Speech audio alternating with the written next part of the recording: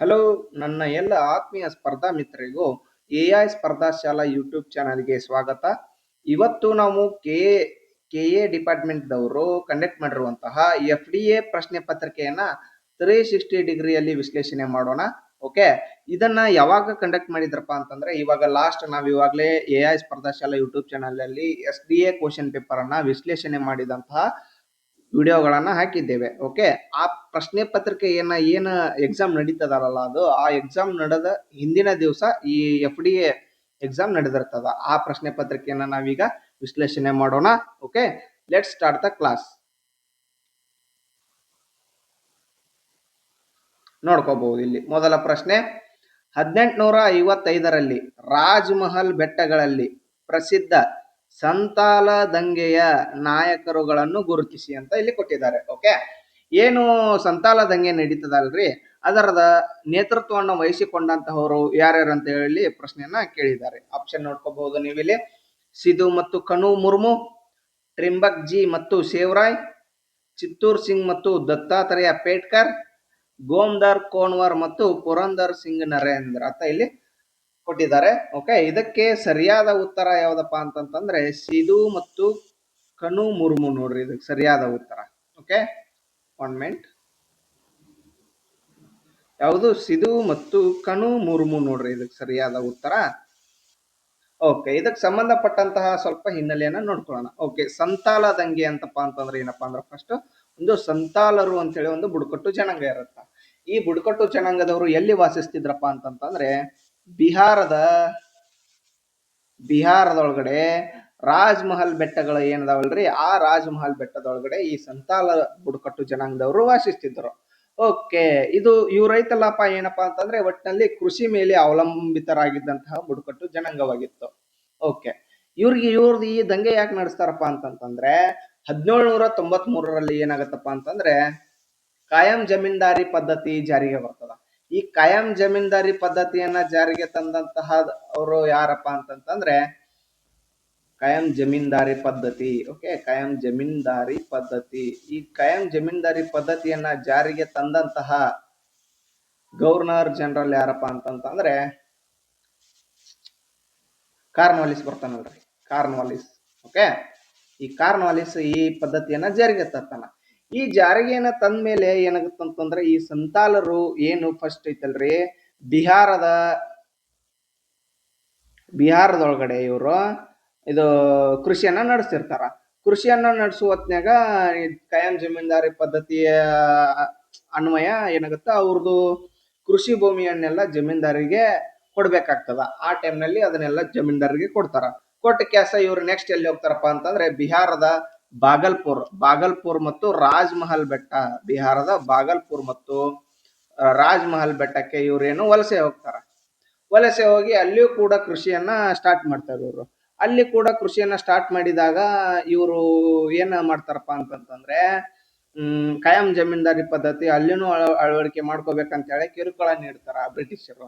ಆ ಕಿರುಕುಳ ನೀಡಿದ್ದ ಕಾರಣದಿಂದ 1855ರಲ್ಲಿ ಏನ್ ಮಾಡ್ತಾರ ಅಂತಂದ್ರೆ ಸಿಧು ಮತ್ತು ಕುನು ಮುರ್ಮು ಅವರ ನೇತೃತ್ವದಲ್ಲಿ ಒಂದು ದಂಗೆ ಪ್ರಾರಂಭ ಆಗುತ್ತ. ಓಕೆ, ಈ ದಂಗೆ ಸ್ಟಾರ್ಟಿಂಗ್ ಓಕೆ ಆಗುತ್ತೆ ಅವ್ರವ್ರ ಪರವಾಗಿ. ಆಮೇಲೆ ಏನ್ ಮಾಡ್ತಾರ್ರಿ, ಬ್ರಿಟಿಷರ್ ಐತಲ್ರಿ ಫುಲ್ ಸೈನ್ಯವನ್ನ ತಗೊಂಡು ಬಂದು ಒಟ್ಟು 15,000 ಜನರನ್ನ ಏನ್ ಮಾಡ್ತಾರ್ರಿ ಸಂತಾಲರ ಜನಾಂಗದವ್ರನ್ನ ಏನು ಕೊಂದು 1856ರಲ್ಲಿ ಈ ದಂಗೆಯನ್ನ ಹತ್ತಿಕ್ತಾರ ನೋಡ್ರಿ. 1856ರಲ್ಲಿ ಈ ದಂಗೆಯನ್ನ ಹತ್ತಿಕ್ತಾರ. ಓಕೆ, ಮುಂದಿನ ಪ್ರಶ್ನೆಯನ್ನ ನೋಡೋಣ ಬನ್ನಿ. ಇಲ್ಲಿ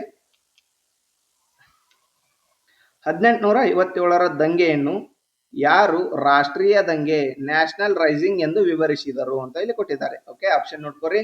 LER is Benjamin Disraeli, RC Majumdar, TR Holmes. Okay, ಇದಕ್ಕೆ ಸರಿಯಾದ ಉತ್ತರ ಬಂದ್ಬಿಟ್ಟು ಬೆಂಜಮಿನ್ ಡಿಸ್ರೇಲಿ. ಈ ಬೆಂಜಮಿನ್ ಡಿಸ್ರೇಲಿ ಏನದಾರಲ್ರಿ, ಇವರು 1857ರ ದಂಗೆಯನ್ನು ರಾಷ್ಟ್ರೀಯ ದಂಗೆ ಅಂತ ಹೇಳಿ ವಿವರಿಸುತ್ತಾರೆ. ಓಕೆ, ಈ 1857ರ ದಂಗೆ ಏನ್ ನಡೀತದಲ್ಲ ಇದಕ್ಕೆ ಸಂಬಂಧಪಟ್ಟಂತೆ ಕೆಲವರು ಹೇಳಿಕೆಗಳನ್ನ ಕೊಟ್ಟಿದ್ದಾರೆ. ಓಕೆ, ಯಾರ್ಯಾರು ಏನೇನ್ ಹೇಳಿಕೆ ಕೊಟ್ಟಾರನ್ನ ನೋಡ್ಕೊಳ್ರಿ ಇಲ್ಲಿ. ಓಕೆ, ಫಸ್ಟ್ ಇವರು RC ಮಜುಮ್ದಾರ್ ಇಲ್ಲಿ ಅದಾರ ನೋಡ್ರಿ. RC ಮಜುಮ್ದಾರ್ ಇವ್ರು ಏನ ಹೇಳಿಕೆಯನ್ನ ಕೊಟ್ಟಾರಪ್ಪ ಅಂತಂದ್ರೆ ಮೊದಲನೆಯದು ಅಲ್ಲ, ರಾಷ್ಟ್ರೀಯ ಸ್ವತಂತ್ರ ಸಂಗ್ರಾಮವೂ ಅಲ್ಲ ಅಂತ ಹೇಳ್ಯಾರ ಇವರು. ಆರ್ ಸಿ ಮುಜುಮ್ದಾರ್ ಏನ್ ಹೇಳಿದ್ರ, ಮೊದಲನೆಯದು ಅಲ್ಲ, ಫಸ್ಟ್ದು ಅಲ್ಲ. ಓಕೆ, ಮತ್ತ ಅದರ ಜೊತೆ ಏನಂತ ಹೇಳ್ಯಾರ, ರಾಷ್ಟ್ರೀಯ ಸ್ವತಂತ್ರ ಸಂಗ್ರಾಮವೂ ಅಲ್ಲ ಅಂತ ಹೇಳಿದ್ದಾರೆ ಇವರು. ಸ್ವತಂತ್ರ ಸಂಗ್ರಾಮವೂ ಕೂಡ ಅಲ್ಲ ಅಂತ ಹೇಳಿದ್ದಾರೆ ಇವರು. ಯಾರು? ಆರ್ ಸಿ ಮುಜುಮ್ದಾರ್ ಅವರು. ಇವರೆಲ್ಲ ಏನ್ರಿ ಒಂಥರ ದೊಡ್ಡ ದೊಡ್ಡ ತಜ್ಞರು ಆಗಿನ ಕಾಲದಲ್ಲಿ. ಓಕೆ, ಇವರು ಆ ತರಾನ ಹೇಳಿಕೆಯನ್ನ ಕೊಡ್ತಿದ್ರು. Okay, then next V D Savarkar ಅವರು ಏನಂತ ಹೇಳಿದಾರಪ್ಪ ಅಂತಂದ್ರೆ, ವಿ ಡಿ ಸಾವರ್ಕರ್, ವಿನಾಯಕ್ ದಾಮೋದರ್ ಸಾವರ್ಕರ್ ಅವರು ಏನ್ ಹೇಳಿದಾರಪ್ಪ ಅಂತಂದ್ರೆ, ಸಾವರ್ಕರ್ ಅವ್ರು ಏನ್ ಹೇಳಿದ್ದಾರೆ ಅಂದ್ರೆ, ಭಾರತದ ಮೊದಲ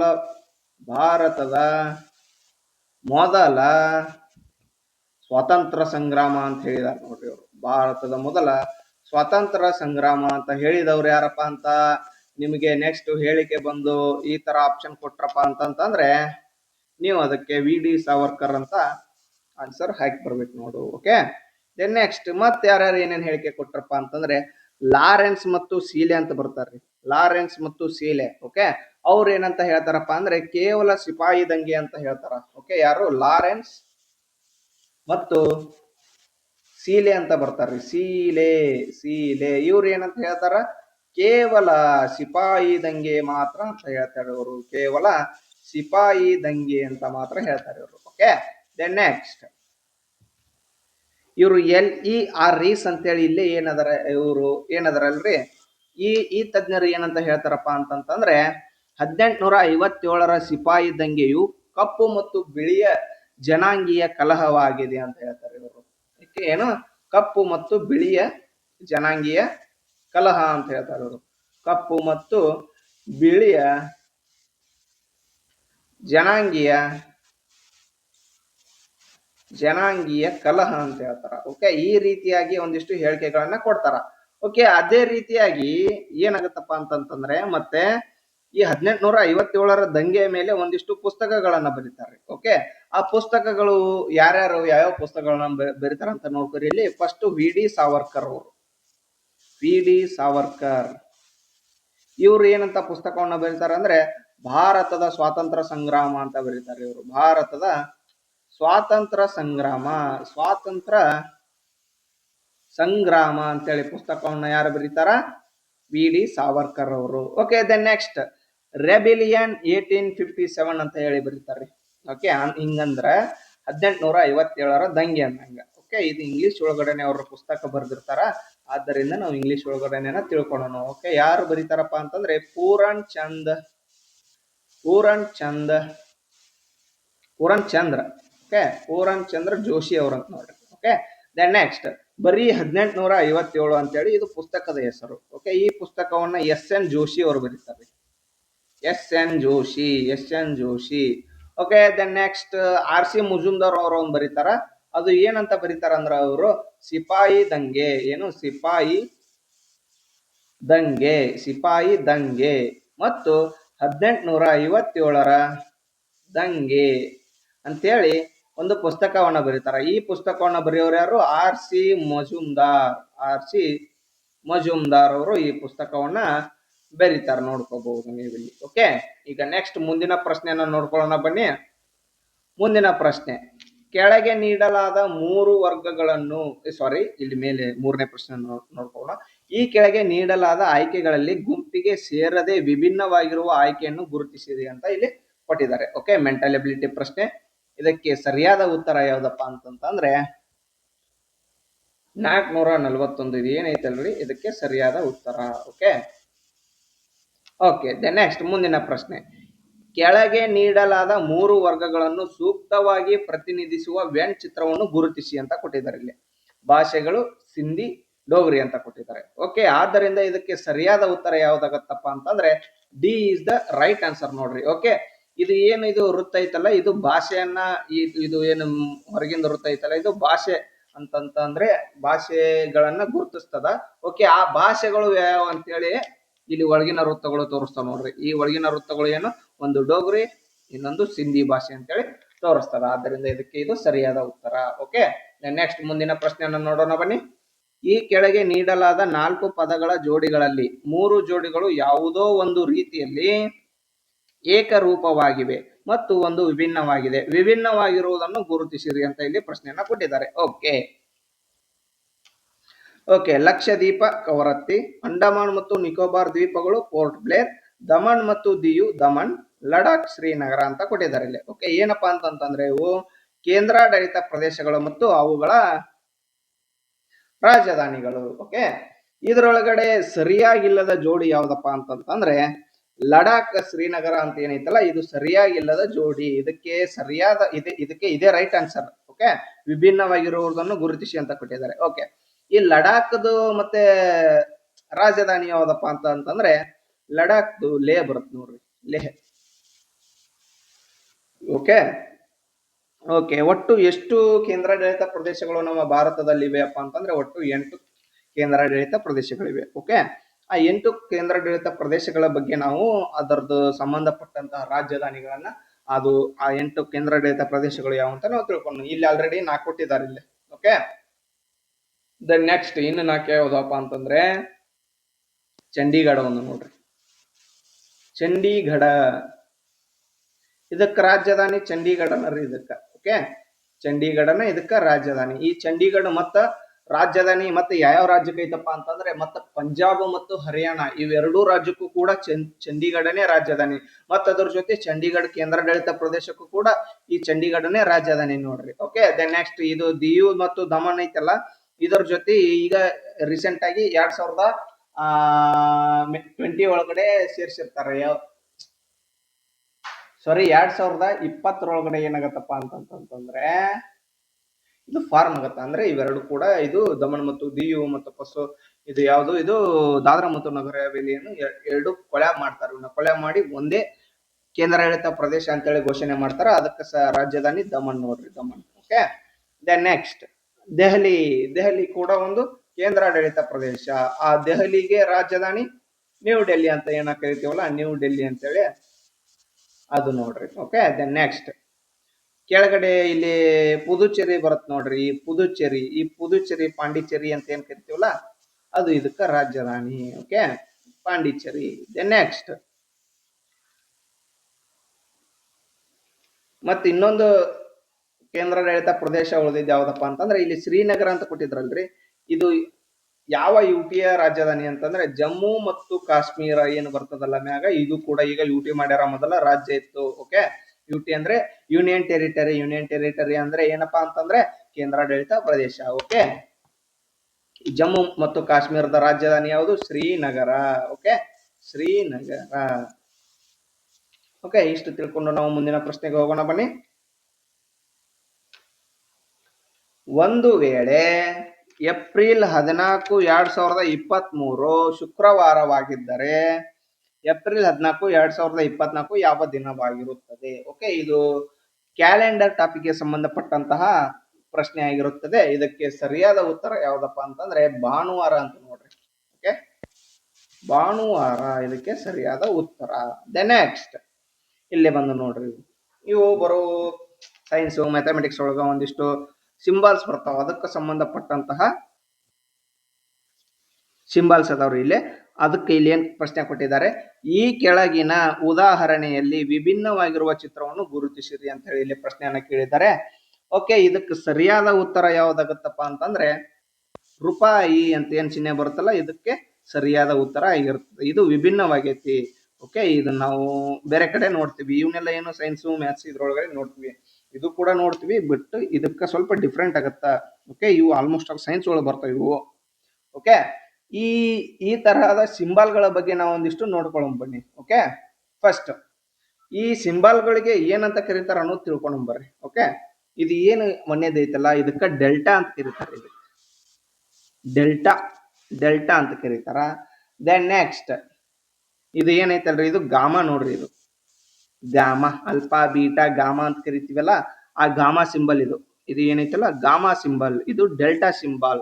ದೆನ್ ನೆಕ್ಸ್ಟ್ ಇದು ಅಂತೂ ರುಪಿ ಸಿಂಬಲ್, ಎಲ್ಲರಿಗೂ ಗೊತ್ತಿರುತ್ತೆ ಇದು ರುಪಿ. ಓಕೆ ದೆನ್ ನೆಕ್ಸ್ಟ್ ಅದೇ ರೀತಿ ಇದು ಯಾವ್ದಾರ ಸಿಂಬಲ್ ಅಪ್ಪ ಅಂತಂದ್ರೆ ಅಲ್ಫಾ ನೋಡ್ರಿ. ಇದು ಅಲ್ಫಾ. ಓಕೆ ನೀವು ಆಲ್ಮೋಸ್ಟ್ ಅಲ್ಲಿ ಕೇಳಿರ್ತೀರಿ alpha beta gamma. Okay beta symbol ಯಾವ್ದೇ ರೀತಿ ಬರುತ್ತಪ್ಪ ಅಂತಂದ್ರೆ ಈ ರೀತಿ ಬರುತ್ತೆ ನೋಡ್ರಿ. ಅದರದ್ದು ಬೀಟಾ ಈ ರೀತಿಯಾಗಿ ಬರುತ್ತೆ. ಈ ರೀತಿಯಾಗಿ ಏನು ಬಿ ಬರುತ್ತಲ್ಲ, ಬಿ ಕೆಳಗಡೆ ಒಂದು ಸ್ವಲ್ಪ ಉದ್ದ ಬರುತ್ತಿದ್ದು. ಓಕೆ, ಇದು beta symbol. Okay, then next ಅದೇ ರೀತಿಯಾಗಿ ಲ್ಯಾಂಬ್ಡಾ ಅಂತ ಒಂದು ಬರುತ್ತೆ ರೀ. ಅಲ್ಫಾ ಬೀಟಾ ಲ್ಯಾಂಬ್ಡಾ ಅಂತ ಬರುತ್ತಾ. ಓಕೆ, ಲ್ಯಾಂಬ್ಡಾದ ಈ ರೀತಿಯಾಗಿ ಬರುತ್ತಾ, ಲ್ಯಾಂಬ್ಡಾ ಸಿಂಬಲ್.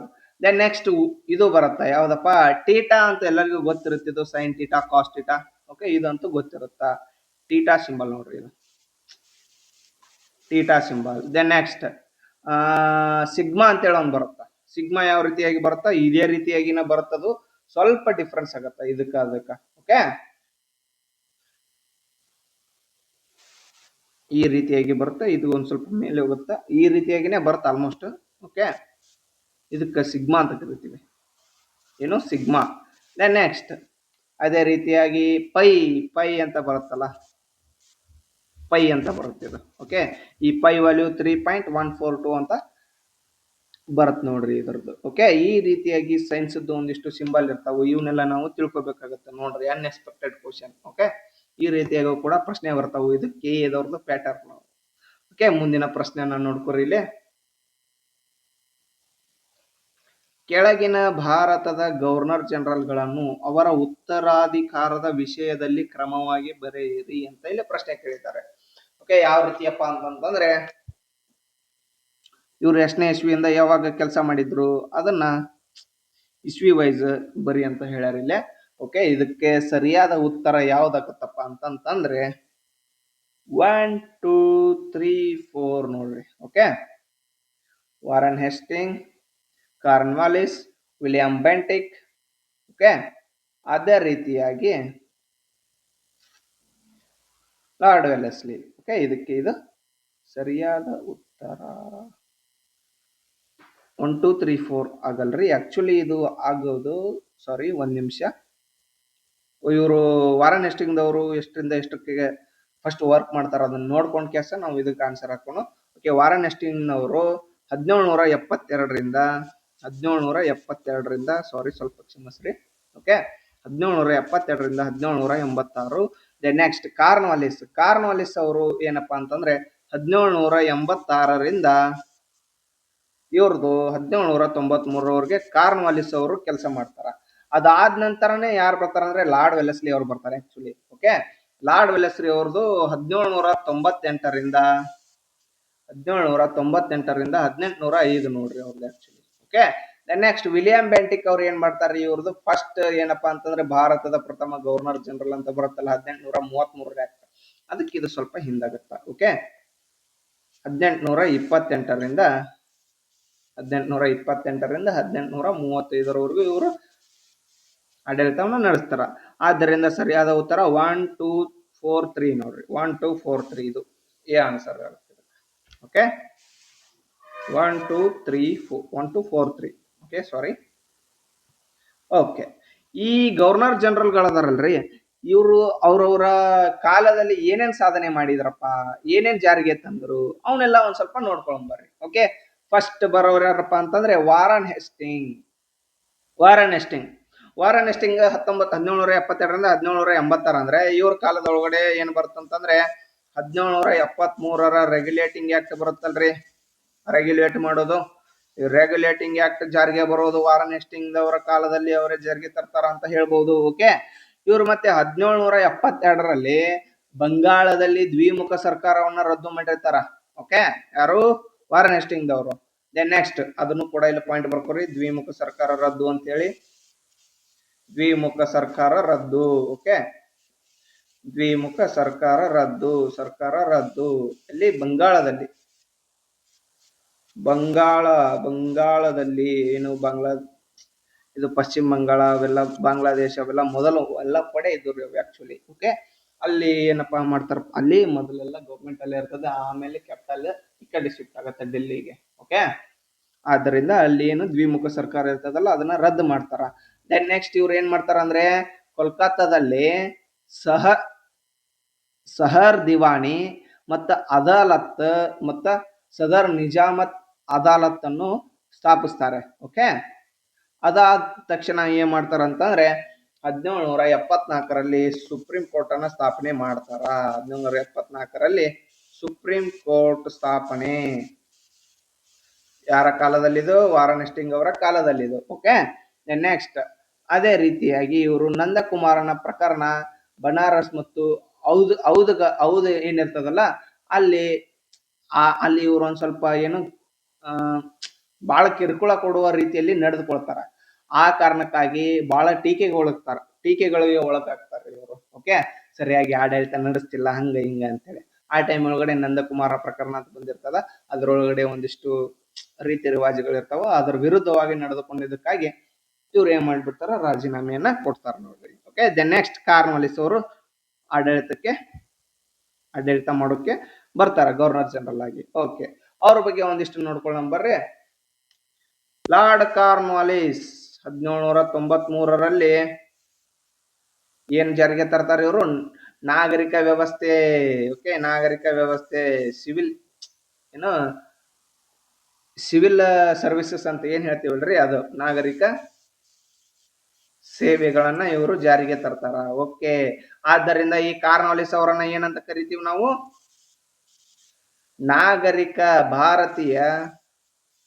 ಭಾರತೀಯ ನಾಗರಿಕ ಸೇವೆಗಳ ಪಿತಾಮಹ ಅಂತ ಕರಿತೀವಿ ನೋಡ್ರಿ. ಭಾರತೀಯ ನಾಗರಿಕ ಸೇವೆಗಳ ಅಂತ ಕರಿತೀವಿ. ಪಿತಾಮಹ ಯಾರನ್ನ? ಕಾರ್ನ್ವಾಲಿಸ್ ಅವ್ರನ್ನ, ಲಾರ್ಡ್ ಕಾರ್ನ್ವಾಲಿಸ್ ಅವ್ರನ್ನ ಇವರು ಸಿವಿಲ್ ಸರ್ವಿಸಸ್ ಅನ್ನ ಜಾರಿಗೆ ತಂದದ್ದಕ್ಕಾಗಿ ಭಾರತೀಯ ನಾಗರಿಕ ಸೇವೆಗಳ ಪಿತಾಮಹ ಅಂತ ಕರಿತೀವಿ. ಓಕೆ, ಅದೇ ರೀತಿಯಾಗಿ ಈಗಾಗಲೇ ಇಲ್ಲಿ ಮೇಲೆ ನಾನು ಇವ್ರದ್ದು ಸಂತಾಲರ ದಂಗೆ ಬಂದಾಗ ಖಾಯಂ ಜಮೀನ್ದಾರಿ ಪದ್ಧತಿಯನ್ನ ಕೂಡ ಜಾರಿಗೆ ತರ್ತಾರ ಅಂತ ಹೇಳಿದ್ನಲ್ಲ, ಅದು ಒಂದು ಕೂಡ ಪಾಯಿಂಟ್ ಅನ್ನ ನೀವು ಯಾಡ್ ಮಾಡ್ಕೋಬೇಕು. ಓಕೆ, ನೆಕ್ಸ್ಟ್ ಲಾರ್ಡ್ ವೆಲ್ಲಸ್ಲಿ ಅವ್ರಿಗೆ ಹೋಗ್ರಿ. Okay, as per there years. Okay, lord Wellesley. ಈ ಲಾರ್ಡ್ ವೆಲ್ಲಸ್ಲಿ ಅವರು ಏನ್ ಮಾಡ್ತಾರಪ್ಪ ಅಂತಂದ್ರೆ 1798ರಲ್ಲಿ ಲಾರ್ಡ್ ವೆಲ್ಲಸ್ಲಿ ಅವರು 1798ರಲ್ಲಿ ಸಹಾಯಕ ಸೈನ್ಯ ಪದ್ಧತಿ ಓಕೆ, ಈ ಸಹಾಯಕ ಸೈನ್ಯ ಪದ್ಧತಿಯನ್ನ ಜಾರಿಗೆ ತರ್ತಾರೆ ಇವರು. ಸಹಾಯಕ ಸೈನ್ಯ ಪದ್ಧತಿಯನ್ನ ಜಾರಿಗೆ ತಂದಂತಹ ಗವರ್ನರ್ ಜನರಲ್ ಯಾರು ಅಂತ ಸಾಕಷ್ಟು ಬಾರಿ ಪ್ರಶ್ನೆ ಆಗಿದೆ. ಅದಕ್ಕೆ ಆನ್ಸರ್ ಲಾರ್ಡ್ ವೆಲ್ಲಸ್ಲಿ ಅಂತ ನೀವು ಆಯ್ಕೆ ಬರಬೇಕಾಗ್ತದ. ಓಕೆ, ಇದೇನು ಸಹಾಯಕ ಸೈನ್ಯ ಪದ್ಧತಿಯನ್ನ ಫಸ್ಟ್ ಅಳವಡಿಸಿಕೊಂಡಂತಹ ಮನೆತನ ಯಾವ್ದಪ್ಪ ಅಂತಂದ್ರೆ ಹೈದರಾಬಾದ್ ನೋಡ್ರಿ. ಹೈದರಾಬಾದ್ನ ನಿಜಾಮರು ಬರ್ತಾರಲ್ಲ, ಅವರು ಈ ಸಹಾಯಕ ಸೈನ್ಯ ಪದ್ಧತಿಯನ್ನ ಫಸ್ಟ್ ಅಳವಡಿಕೆ ಮಾಡಿಕೊಳ್ತಾರ. ಓಕೆ, ಅದೇ ರೀತಿಯಾಗಿ ಲಾರ್ಡ್ ವಿಲಿಯಂ ಬೆಂಟಿಕ್ ಅವ್ರ ಬಗ್ಗೆ ಒಂದಿಷ್ಟು ತಿಳ್ಕೊಂಡು ಬನ್ನಿ ಇಲ್ಲಿ. ಓಕೆ, ಇವ್ರು ಏನಪ್ಪಾ ಅಂತಂದ್ರೆ 1833ರಲ್ಲಿ ಆಕ್ಟ್ ಬರ್ತದಲ್ಲ. ಓಕೆ, ಆ ಆಕ್ಟ್ ಪ್ರಕಾರ ಇವರು ಭಾರತದ ಪ್ರಥಮ ಗವರ್ನರ್ ಜನರಲ್ ಆಗಿ ಆಯ್ಕೆ ಆಗ್ತಾರ. ಮೊದಲೇನಿತ್ತು ಬಂಗಾಳದ ಗವರ್ನರ್ ಜನರಲ್ ಅಂತ ಇತ್ತು, ಅದನ್ನ ತೆಗೆದು ಏನ್ ಮಾಡ್ತಾರ, ಭಾರತದ ಗವರ್ನರ್ ಜನರಲ್ ಅಂತೇಳಿ 1833ರ ಆಕ್ಟ್ ಪ್ರಕಾರ ಮಾಡ್ತಾರ. ಆದ್ದರಿಂದ ಭಾರತದ ಪ್ರಥಮ ಗವರ್ನರ್ ಜನರಲ್ ಯಾರು ಅಂತೇಳಿ ಪ್ರಶ್ನೆ ಸಾಕಷ್ಟು ಬಾರಿ ಆಗದ. ಓಕೆ, ಇಲ್ಲಿ ಏನ್ ಹೇಳಕತ್ತೀನಲ್ಲ, ಇವೆಲ್ಲ ಪಾಯಿಂಟ್ ಕೂಡ ಪ್ರಶ್ನೆ ಆಗಿದ್ದುವ. ನೀವು ಪ್ರತಿಯೊಂದು ಪಾಯಿಂಟ್ ಅನ್ನು ಕೂಡ ನೀವು ನೆನಪಿಟ್ಕೊಳ್ಳೇಬೇಕು, ಕಂಪಲ್ಸರಿ. ಓಕೆ, ಆದ್ದರಿಂದ ಪೂರ್ತಿ ಲಕ್ಷ್ಯ ಕೊಟ್ಟು ನೋಟ್ಸ್ ಮಾಡ್ಕೊಂಡು ಕ್ಲಾಸ್ ಕೇಳೋದು ಬಹಳ ಉತ್ತಮ ಅಂತ ನಾನು ಹೇಳ್ತೀನಿ ನಿಮ್ಗೆ. ಓಕೆ, ನೆಕ್ಸ್ಟ್ ಇವ್ರಿಗೆ ವಿಲಿಯಂ ಬೆಂಟಿಕ್ ಅವರು ಮತ್ತೇನ್ ಮಾಡ್ತಾರಪ್ಪ ಅಂತಂತಂದ್ರೆ ಸತಿ ಸಹಗಮನ ಪದ್ಧತಿಯನ್ನ ರದ್ದು ಮಾಡ್ತಾರೆ. ಇವ್ರ ಆಡಳಿತದಲ್ಲಿ ಸತಿ ಸಹಗಮನ ಪದ್ಧತಿ ಓಕೆ, ಸತಿ ಸಹಗಮನ ಪದ್ಧತಿ ರದ್ದು. ಸತಿ ಸಹಗಮನ ಪದ್ಧತಿಯನ್ನ ರದ್ದು ಮಾಡಿದಂತಹ ಗವರ್ನರ್ ಜನರಲ್ ಯಾರು ಅಂತ ಆಗೇತಿ ಪ್ರಶ್ನೆ. ಓಕೆ, ನೀವು ಬೇಕಾದ್ರೆ ನಾನು ಸುಳ್ಳು ಅಂದ್ರೆ ನೀವು ಪ್ರೀವಿಯಸ್ ಇಯರ್ ಎಲ್ಲ ಕ್ವಶನ್ ಪೇಪರ್ ಅನ್ನ ನೀವು ಒಂದ್ಸಲ ನೋಡ್ಕೋರಿ, ಆಗ ಆಗಿರ್ಲಿಲ್ಲ ಅಂದ್ರೆ ನಂಗೆ ಬಂದ್ ಹೇಳ್ರಿ. ಓಕೆ, ಅದನ್ನು ಕೂಡ ರದ್ದು ಮಾಡುದಂತಹ ಗವರ್ನರ್ ಜನರಲ್ ಯಾರು?